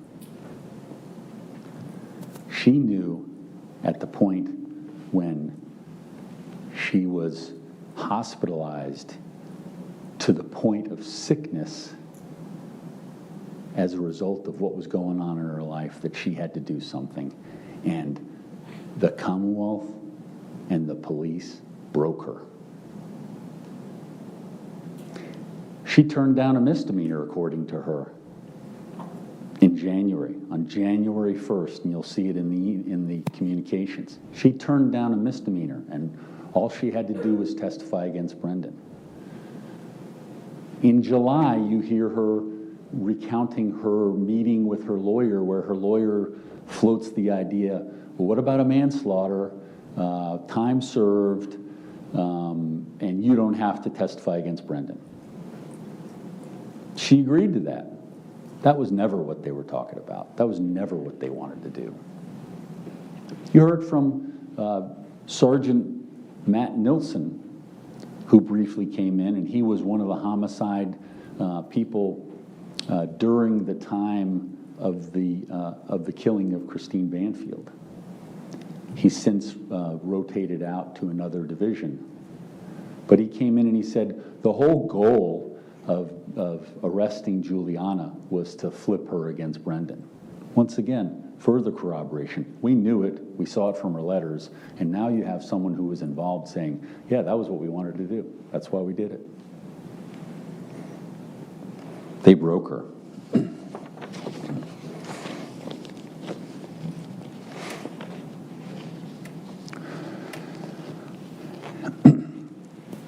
In talking about the blood work and the blood testimony, it was suggested by the Commonwealth that we hadn't proven anything. The Commonwealth had not shown anything. Well, I beg to differ. You heard from Leanne Singley. Leanne Singley is an expert. She's an expert with tremendous credentials, and she's an expert in truth in terms of what she's allowed to say, what she can say, what she can't say. And she speaks to you in the language of bloodstain pattern analysis. She's not talking about possibilities, she's talking about facts. She's a scientist. Her counterpart from the Commonwealth was willing to entertain any possibilities. In fact, questioning of her was, well, isn't it possible this? Isn't it possible this? Isn't it possible this? And oftentimes you would hear her respond, well, that wouldn't be something that I would have expected to see, which is a very interesting statement if you think about it. What is it that she's expecting to see? Which makes you wonder, who's telling her what she should be seeing? And does it fit the narrative? So let's go to Leanne Singley. She tells you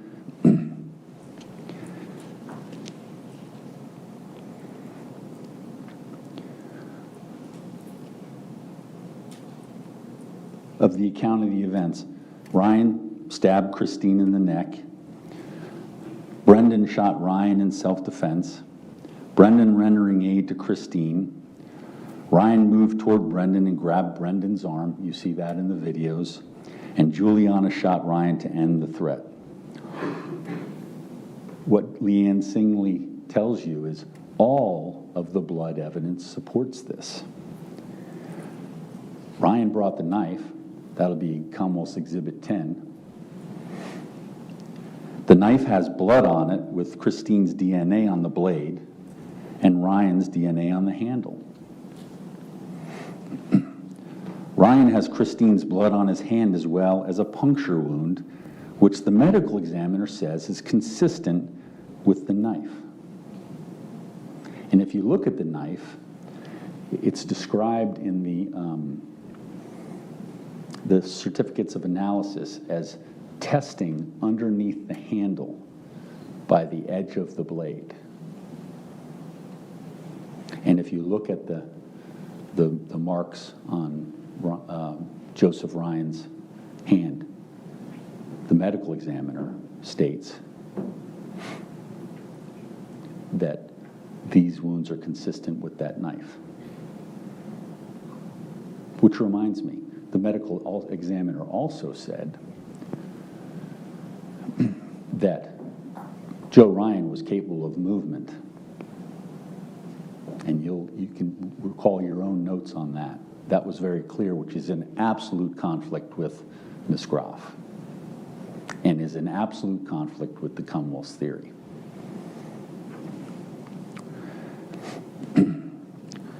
She further goes on to say, Ryan has the blood on his hand shows his hand was closed when the blood was deposited.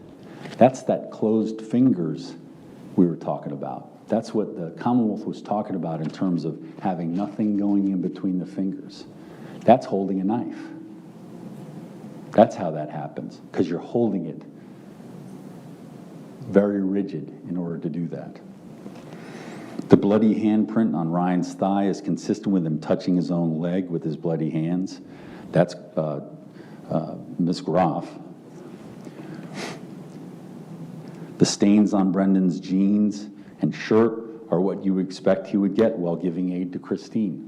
And we see it. We see it on the body-worn camera. We see it on the still shots. He's leaning down. He's down there on his knees. Interestingly, Ms. Groff says, all I saw was his hands around Christine's neck. I don't know that that's not accurate, but that's probably not what was really going on there, because everyone else said he was rendering aid. The police witnesses, who are more objective than the expert witness for the Commonwealth, all say that he was rendering aid.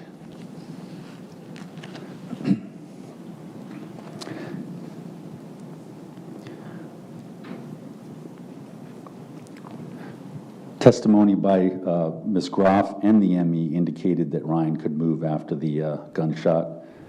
And what's most important is that there's a DNA mixture of Christine and Ryan on the arm of the jacket where Brendan said he was grabbed. 3 times. 3 times when he was being told by the first responders, go into the bathroom. He said, they're asking, is he okay? He hit me on the right side under the shoulder blade by the arm. He said that.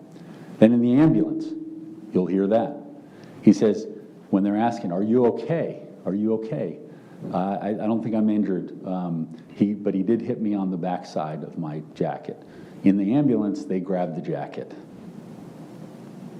And then when he was in the hospital, the doctor asks, and he says, he hit me on the back, but I'm not injured.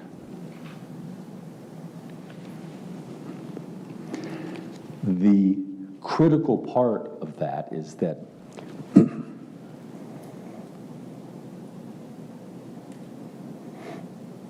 the DNA mixture of Christine's blood and Joe Ryan's blood on the jacket was, if you were listening to my client yesterday, he tells you that that was Joe Ryan after he shot him.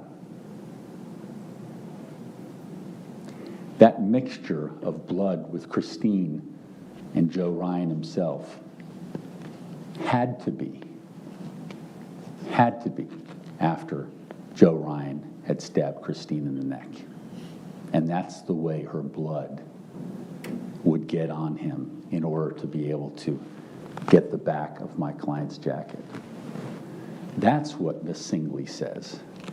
And that's why the Commonwealth is so intent on saying this had to have been on the floor, this had to have been on the bed. But there's no evidence to support that. There's a story to support it, but there's no evidence to support that. The evidence in terms of what happened in that room, and the crucial evidence is spot A on the back of the jacket, and you have it in evidence, and you also have it under Commonwealth's Exhibit 160, 161, and 167. Now, let's just talk a little bit about the prosecution's evidence. Brendan's DNA is not on the knife. That's also supported by those same forensics reports. He doesn't have any injuries to his hands. That was confirmed by EMTs. In fact, poor officer, I'm sorry, the young man who was 1 year on, I forget his name now, he was brought up to introduce his video and then was asked, well, why'd you let him wash his hands? And you can see my client, for a period of probably 40 minutes, is literally walking around, you know, in a trance from what he was just involved with, and he was walking around with blood all over his hands. And it was only after he was told that his wife had died, and the emotions that come from that, where he was blowing his nose and wiping his eyes and doing all those things, it was offered for him to wash his hands. But that appears to be some sort of a a horrible thing that this officer allowed him to do, and it was even an insinuation that my client was trying to cover something up. This was 45 minutes later. It wasn't as though he went into the bathroom and did it right there after being removed from rendering aid. Brennan's DNA does not show up anywhere on Joe Ryan, which is consistent with what he told you, which is that he never touched Joe Ryan.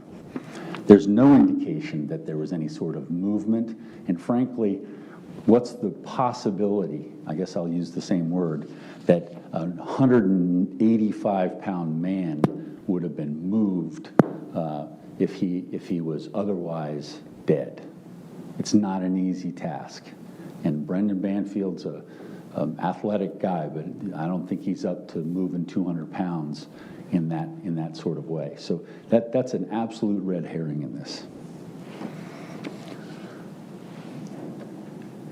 Mr. Carroll, do you have quite a bit more? I just want to give you a chance to take a break. Probably about another half hour. Yes, let's go ahead and take our morning recess for 15 minutes. Please do not discuss the case at this time and do not do any outside research.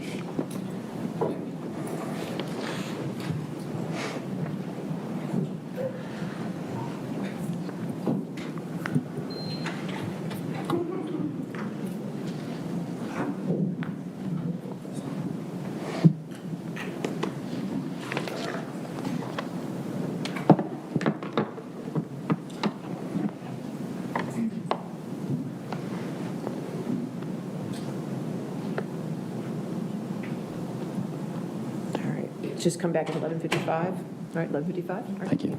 All rise.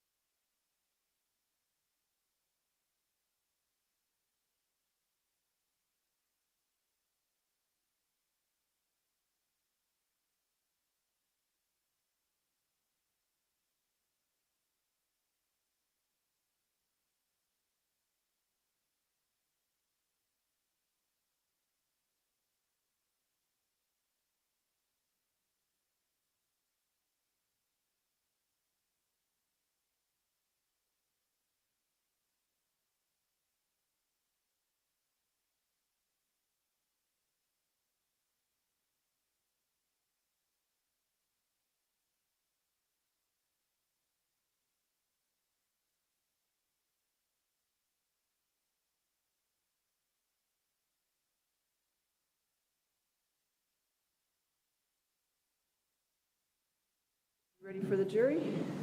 Okay.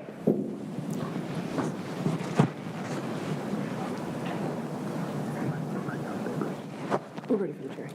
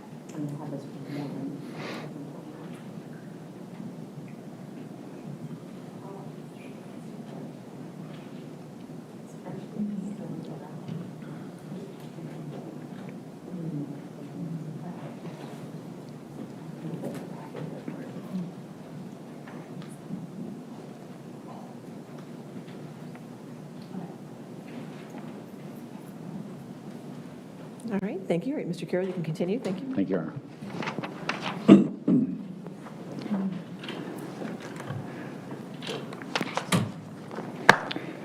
Ladies and gentlemen, we left off in the discussion of the bloodstain pattern analysis. And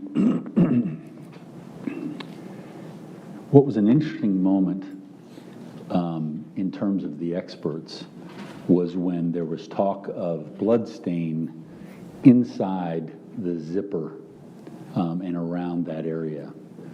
But if you look at the DLI report, which is number 169, you'll see in that report they were looking actually for touch DNA. They weren't actually looking for blood staining. They identified blood staining, but the whole point of it was to find Brendan Banfield's touch DNA on the inside of Joe's pants based upon some theory that he was either pulling the pants off or moving them or something like that.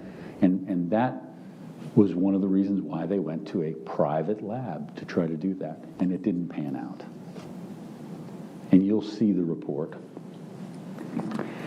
Now, in terms of the evidence on the bloodstain pattern analysis, let me just do a rundown. With regard to the knife, it was identified as being bloodstained. Leanne Singley said that. She negated the possibility of anything being wiped off, which might be one of the things that you might find in a situation of the nature of the government's theory, but she's negated that. That it contained DNA of Christine and Ryan, and Brendan was excluded. That Joe Ryan's DNA at the base of the blade, handle juncture, that was the testimony of Leanne Singley and also confirmed by the Division of Forensic Science. That Ryan had a puncture to the left thumb, that was Leanne Singley's testimony, as well as the medical examiner, Dr. Kessler, confirmed that. It was consistent with the knife, Dr. Kessler said, and it was consistent with the self-wounding that happens in situations involving stabbings. And you heard Leanne Singley touch on that. And she was able to kind of give you a more circumspect view of what self-wounding was. I think Ms. Groff talked about slicing, fingers or sliding or something like that. What we were looking for, and what I think Leanne Singley was able to tell you, is that there are a wide variety of injuries that occur, but oftentimes the stabber is someone that's injured. And I think there were significant statistics that she talked about, which I won't try. You'll have to rely on your recollections regarding that. You saw on the body cam footage, as well as through Ms. Singley's testimony, that Brendan does not have any injuries on his hands. And Ms. Dolly's testimony indicates Ryan's right hand closed when blood was deposited on it. That's consistent with Ryan holding the knife when stabbing, causing blood stains. Joe Ryan, there's a lot to be said, and I think you've already seen pictures of it in this closing, of the 4 stains on Ryan's forearm. What hasn't been said is that they were not tested. Leanne Singley says they're not able to be classified. Ms. Groff disagrees, saying that they are drip stains. She needs to say they're drip stains, which Leanne Singley says you can't say because you don't know the position of the arm, you don't know where it was at the time the blood came out. It could have been something from a significant bleeder as he's standing up. It could have been from numerous other possibilities. But Ms. Groff classifies something that Ms. Singley says you can't classify without certain factors, suggesting that it's falling from above and has Ryan on the floor.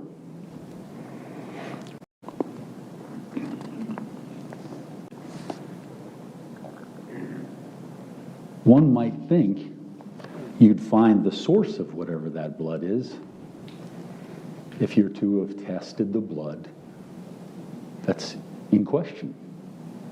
That might give you a little more guidance. And I think that's one of the reasons Leanne Singley was unable to identify that.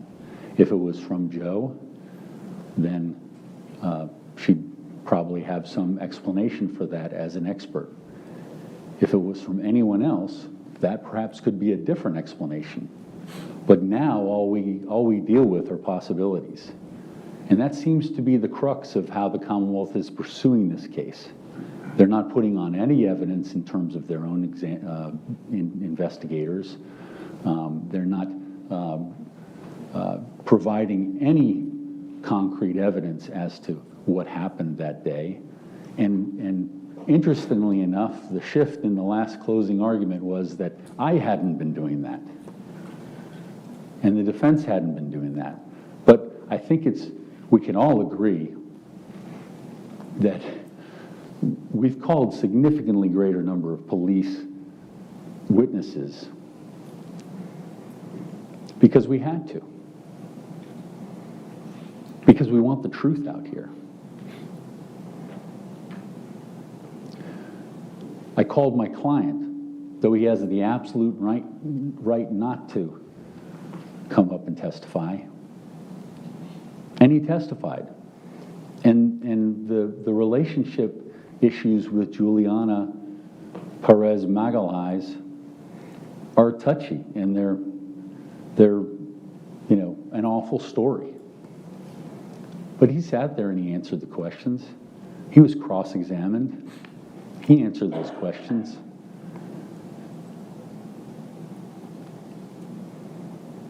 We're bringing you the truth. We're trying in every way to get the truth. And many of the Fairfax County detectives have provided that, and that goes to their integrity.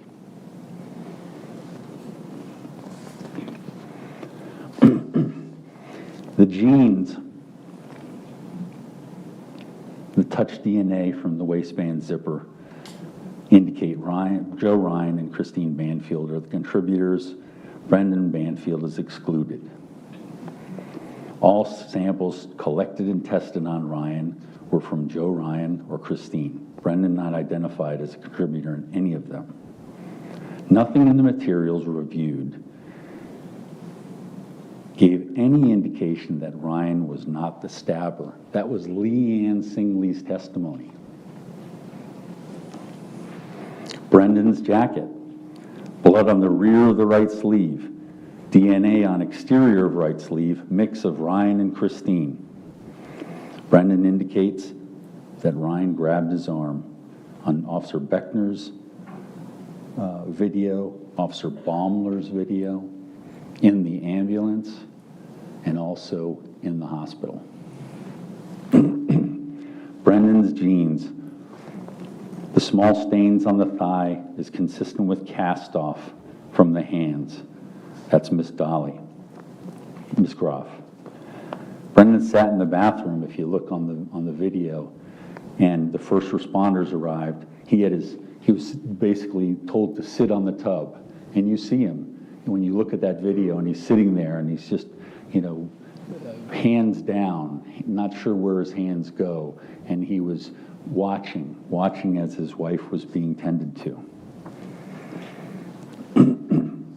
The stains on Brendan's jeans are consistent with him kneeling at Christine giving aid. That's what the body cam video shows.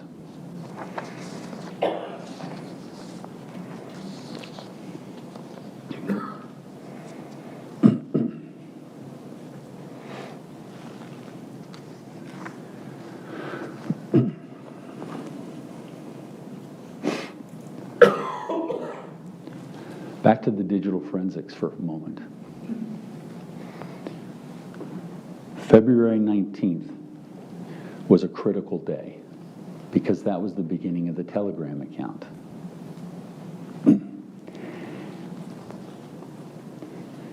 Juliana says she watched Brendan. They stole the laptop and the phone.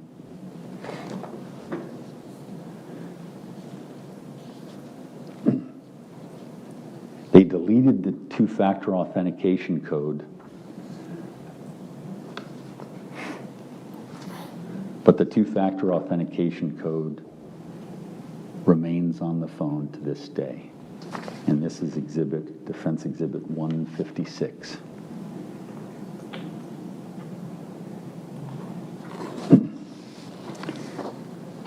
Is it possible that Brendan and Juliana did this without Christine knowing that a Telegram account was opened in her name?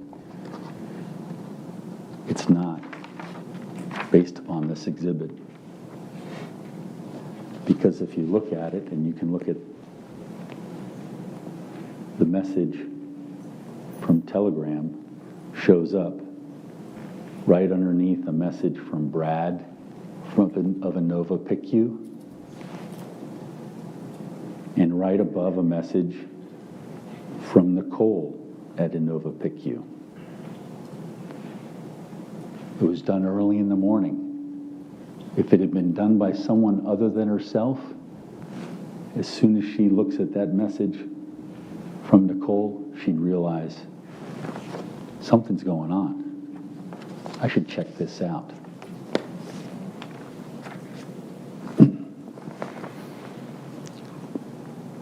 Inconsistent with catfishing and consistent with someone pursuing a fantasy.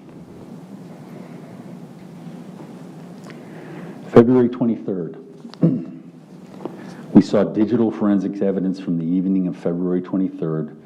We saw use of Christine's laptop for 90 minutes for resort searches, with a couple of minutes of Telegram use interspersed. The Commonwealth in cross-examination opined, well, wouldn't it be possible that even if you were sitting in the same room, that she could have gone away to go to the bathroom for 2 minutes? And I guess, in this world, anything's possible. Is it probable, however? And that's really the more germane point to this. The Commonwealth's, I guess, concern in cross-examination was confirmed, at least in terms of the room, when Brendan testified. And if you recall his discussion, we were talking about, we were already going on a cruise and we were talking about going to the Dominican Republic. We saw the calendar that showed the place, Royalton Resorts. We showed the searches that showed kid-friendly vacations. So we knew who was behind the keyboard, and Brendan knew who was behind the keyboard because he was there with Christine. And they were collaborating on the vacation research.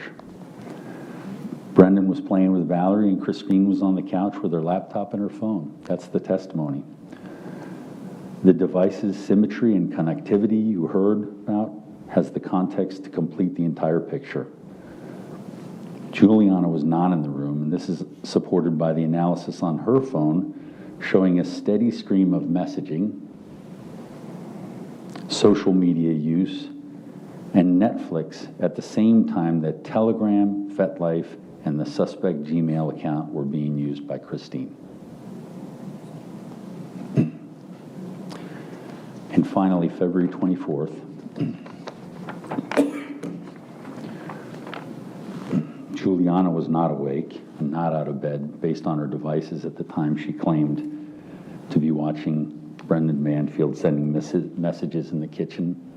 You heard Mr. Litsky talk about her Apple Watch. You heard him talk about her phone. We're showing when steps were showing, which would be an indication of someone moving. She had not moved for some time after the laptop was accessed. What we know from the testimony yesterday was that Christine Banfield had the laptop and the phone in her bedroom and was awake when he went up to retrieve Valerie. That is an artifact in the world of digital forensic analysis. And you'll see this entire exchange, Defense Exhibit 348, 349, 350. You'll see Juliana Perez Magalhaes' first steps at 626, Defense Exhibit 351, 352, and 353.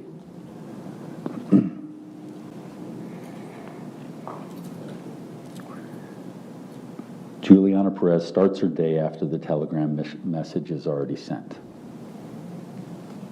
in conflict with what she's told, in conflict with the story that she's adopted on behalf of the Commonwealth.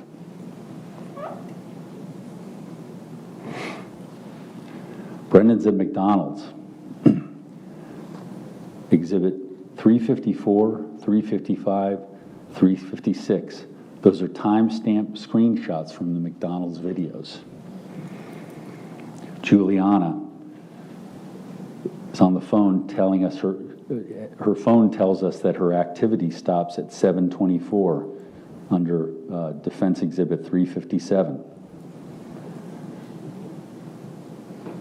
At the exact same time, her watch steps are stopping at 7:24. Defense Exhibit number 358. Defense Exhibit 359, Juliana steps resuming on the phone at 7:41.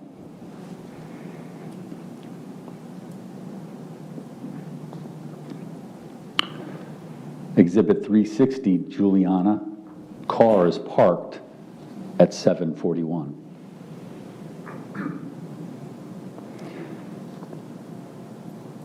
Exhibit 361, Juliana's watch resuming steps at 7:42.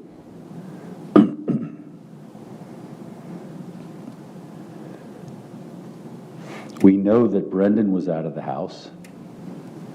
We know that Juliana was in her car. And if you look at Exhibit 362,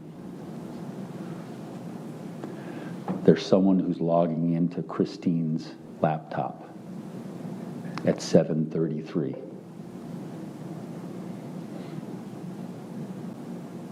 There are no other humans in the house.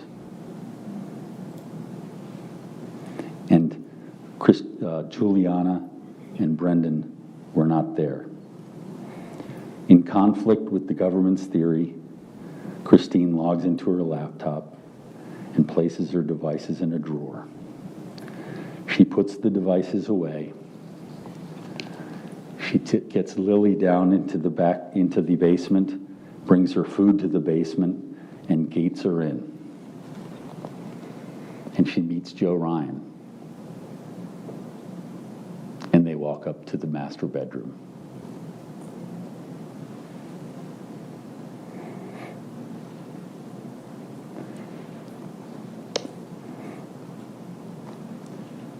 Why? Why would Joe Ryan stab Christine? If you take away the consensual part of this, if he were found in a bedroom of someone by someone who's a police officer, he'd be looking at a life sentence. In this instance, he was confronted by an armed law enforcement officer saying police. That officer was standing in the only way to get out of that room, other than jumping through the window and falling down 3 flights.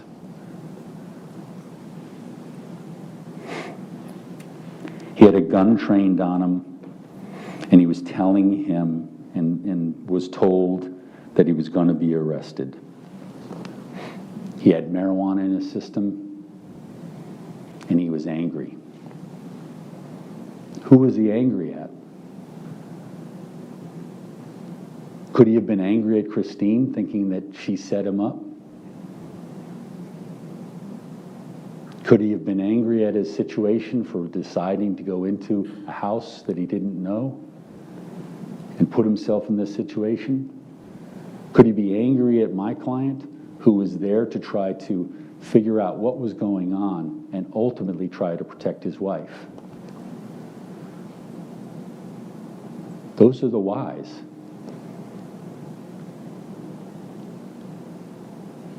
And if we'd had any investigators that were actually involved in the case coming to the stand, those would be questions that I would want to know, and there would be questions that you would want to know. Because you have a decision before you, and that decision requires a review of all of the evidence. Now,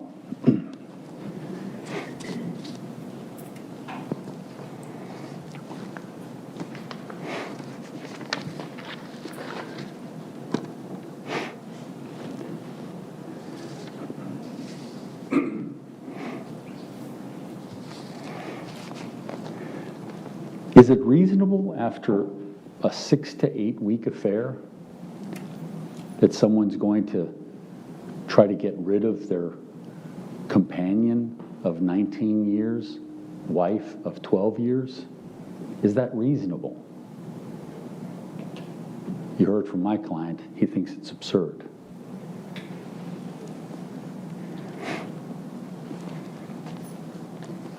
In pursuing this case, the Commonwealth has presented absolutely no forensics evidence that supports that Brendan Banfield had anything to do with this, yet the story continues.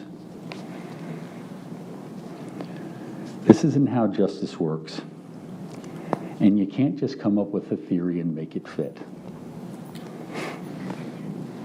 They're trying to sell you a story without any facts. And we have the facts, and those facts are in evidence. Those jury instructions, when you see them, you'll realize they're very clear. If you have doubts about the investigation, if you have doubts about how they've conducted this investigation, if you believe that there's something that's been held back in this investigation, that's reasonable doubt. That's reasonable doubt before you even get into the things that negate the possibilities of their case. And these are hard decisions. There's a lot on the line. But know this, if they fell short in what you expect should be the investigation, if they fell short, that's not on you. The jury instructions say you must acquit. And it's not on you.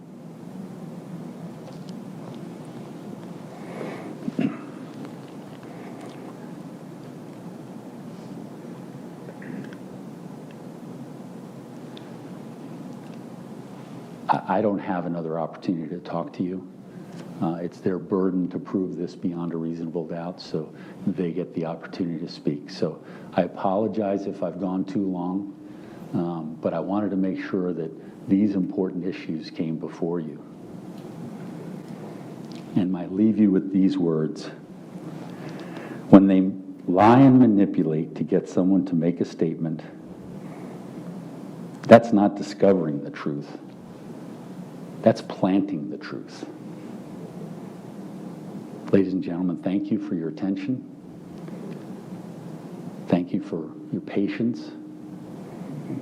And at the end of your deliberations, I ask that you find my client not guilty of all charges. Thank you. All right. Rebuttal argument. Switch over the mic again, Mr. Carroll.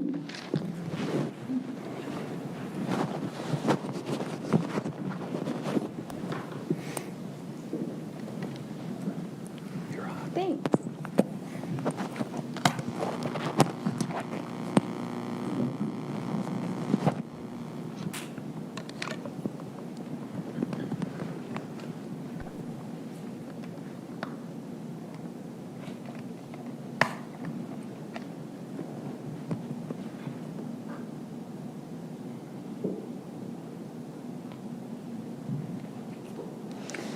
All right, just a couple of last words. Mr. Carroll has a really interesting recollection of the evidence. It certainly doesn't match ours, and I'm guessing it doesn't match yours. FYI, the lab for the coat was 165, not 167. And the DLI lab, it doesn't say anywhere on it that it was touch DNA. It was blood that they tested. Juliana did not repeatedly say that she didn't know how to work Gmail. She said that she did not create the Gmail account, that was Brendan. Giaccio and Bruce had the catfish plan and they peddled it and pushed it to everyone. I don't think that's at all what came out. I think that Mr. Carroll is trying to focus on the HR woes of the Fairfax County Police Department to distract you from the fact that the evidence actually supported that theory and that he has provided you and his client has provided you with absolutely nothing to refute that theory. Why was there so much discussion and disagreement over the digital evidence? Because it could never be that smoking gun. You all heard it from their expert. You can't put someone behind that screen unless you're sitting next to them. So as much as we want it to tell the story here, as much as we want it to be the perfect evidence that proves beyond a reasonable doubt that this thing had to happen, the digital evidence just isn't that. We wish it were, but it's not. And Detective Miller did nothing wrong, and Mr. Lidsky did nothing wrong. They just told you the truth. And the truth is that they can tell you what a device was doing, but they can't tell you who was using the device. Juliana Perez Magalhaes' testimony was bought and paid for. Yes, she pled guilty to a lesser offense in exchange for her testimony. Ms. Frissler made sure you knew that from the get-go. Juliana talked about that. She explained for her reasons why. Nothing was hidden.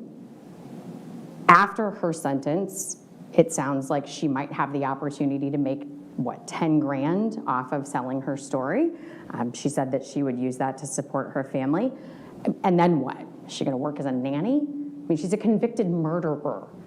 Do we really think that it is so reasonable that she made up this complete lie for 10 grand? Really? If this version is correct, coming from Mr. Banfield, then she would be set free. She would be as not guilty as he would be. So she's gonna give up that shot for 10 grand? I just don't buy it. Whose story is more credible here? Juliana's or Mr. Banfield's? Whose version does the rest of the evidence support? The defendant took the stand and he lied. And he lied about collateral matters. He told you that he had a big career-defining work meeting the morning of the murder. And then you heard from his boss who said, no, he didn't. He lied. He said that he and Juliana did not have a plan to kill Christine at the time that they went to the shooting range. Well, he said, not at that time. If he's lying about the things that don't matter, how can you believe a single word he's said? And ladies and gentlemen, you have to do that in this case, because without some alternate theory, the Commonwealth's evidence is uncontroverted. So you got to pick one. Juliana, Mr. Banfield.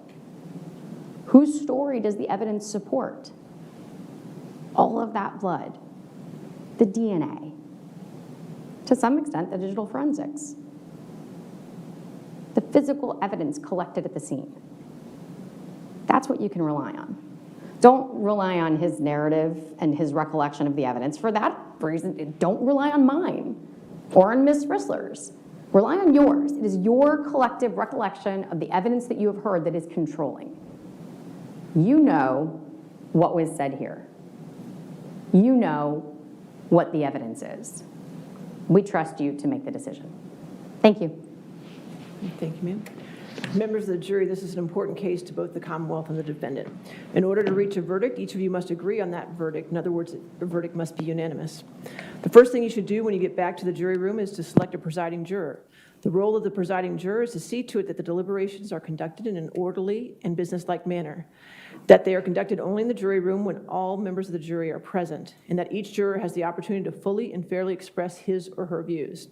It is rarely helpful for jurors upon first entering the jury room to take a straw vote, or for any juror to make an emphatic expression of his or her opinion in the case, or to announce a determination to stand for a certain verdict.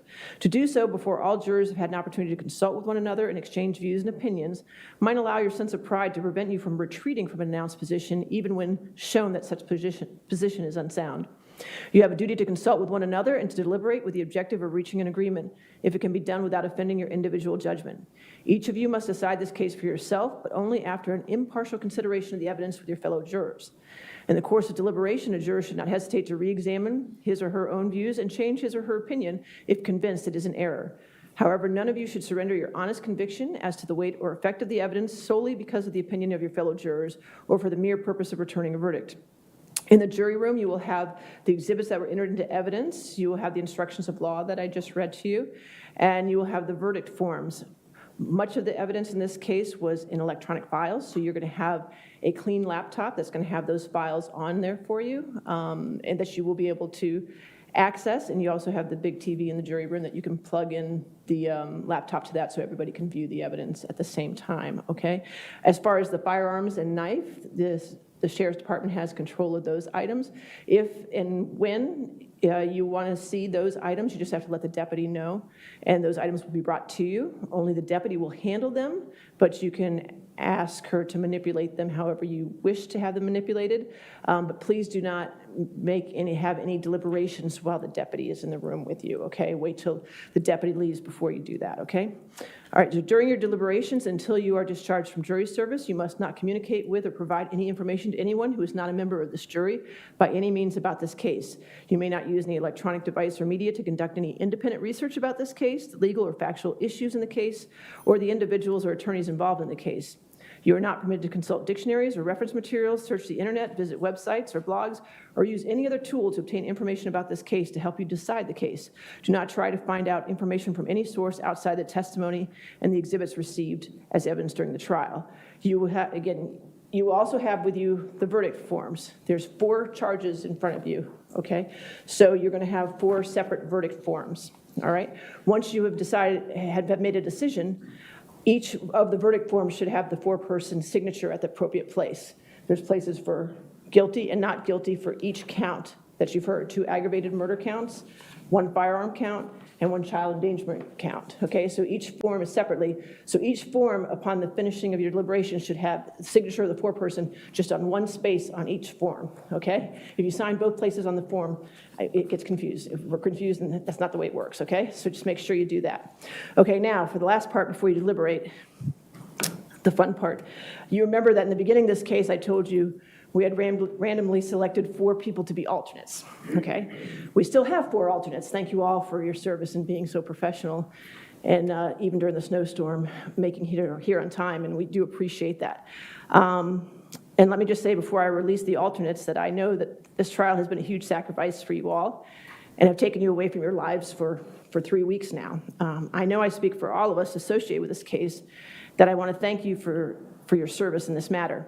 I know it is hard to have come this far and then not get a chance to deliberate, but that does not lessen the respect and admiration that we have for you. As an alternate, you will not deliberate, but you will still be under the order of the court, okay? And so you cannot do any outside research at this time in the case, or you can't talk to anybody about this case at this time because you're still under oath as a juror. That is because if something happens to a juror during deliberations, I will call you back to service and deliberations would start again as you would be part of the jury as well. So that's why you're still under the order of the court. You are under these restrictions and your oath until a verdict is reached. Once a verdict is reached, we will reach out to you and contact you and let you know this has occurred, and then you are free from all your obligations, okay? So again, thank you for your service. At this time, I'll call the alternate jurors, and if you could go with the deputy, we have to collect your items, and we'll get you on your way, okay? So the alternate jurors I have are number 26, number 24, and number 38. So if you could follow Deputy Johnson out at this time.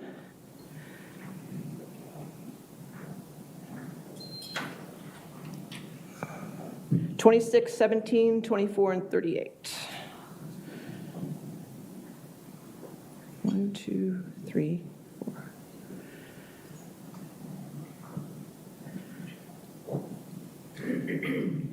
Okay, so ladies and gentlemen, these are the 12 jurors that are going to be deliberating in this case, okay? You can take as long as you need to deliberate, and at this point, you can take breaks whenever you wish to, and you can let the court know.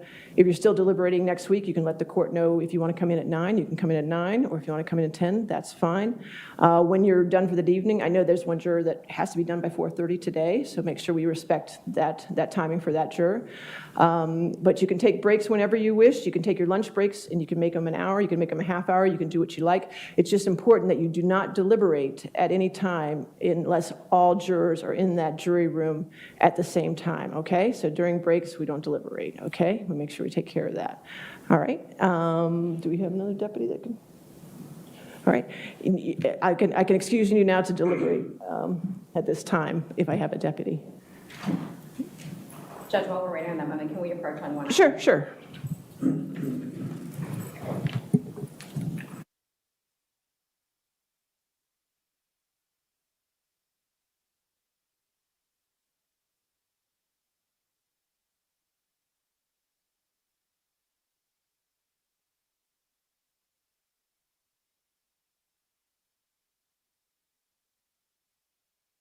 Gentlemen, just one more item before you deliver. If for some reason you have any issues with the laptop, please let the deputy know. And if you're having trouble with any of the exhibits, let us know because we can print out anything and everything that you need, okay? So if it gets frustrating at any point, just let me know and I'll make the parties print anything out that you need, okay? All right, thank you. You can now go to deliberate.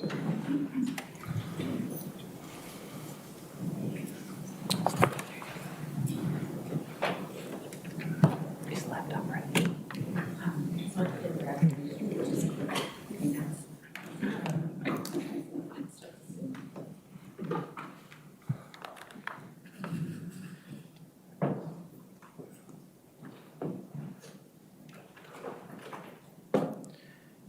All right. If you want to review the verdict forms before they go back as well, the laptop is coming from IT, so if you want to wait for that too for me, so just so you can make sure the laptop is clean and everything, all your exhibits are on there, and then that will go back to the jurors, okay? All right, we'll be in recess then. Thank you. All rise.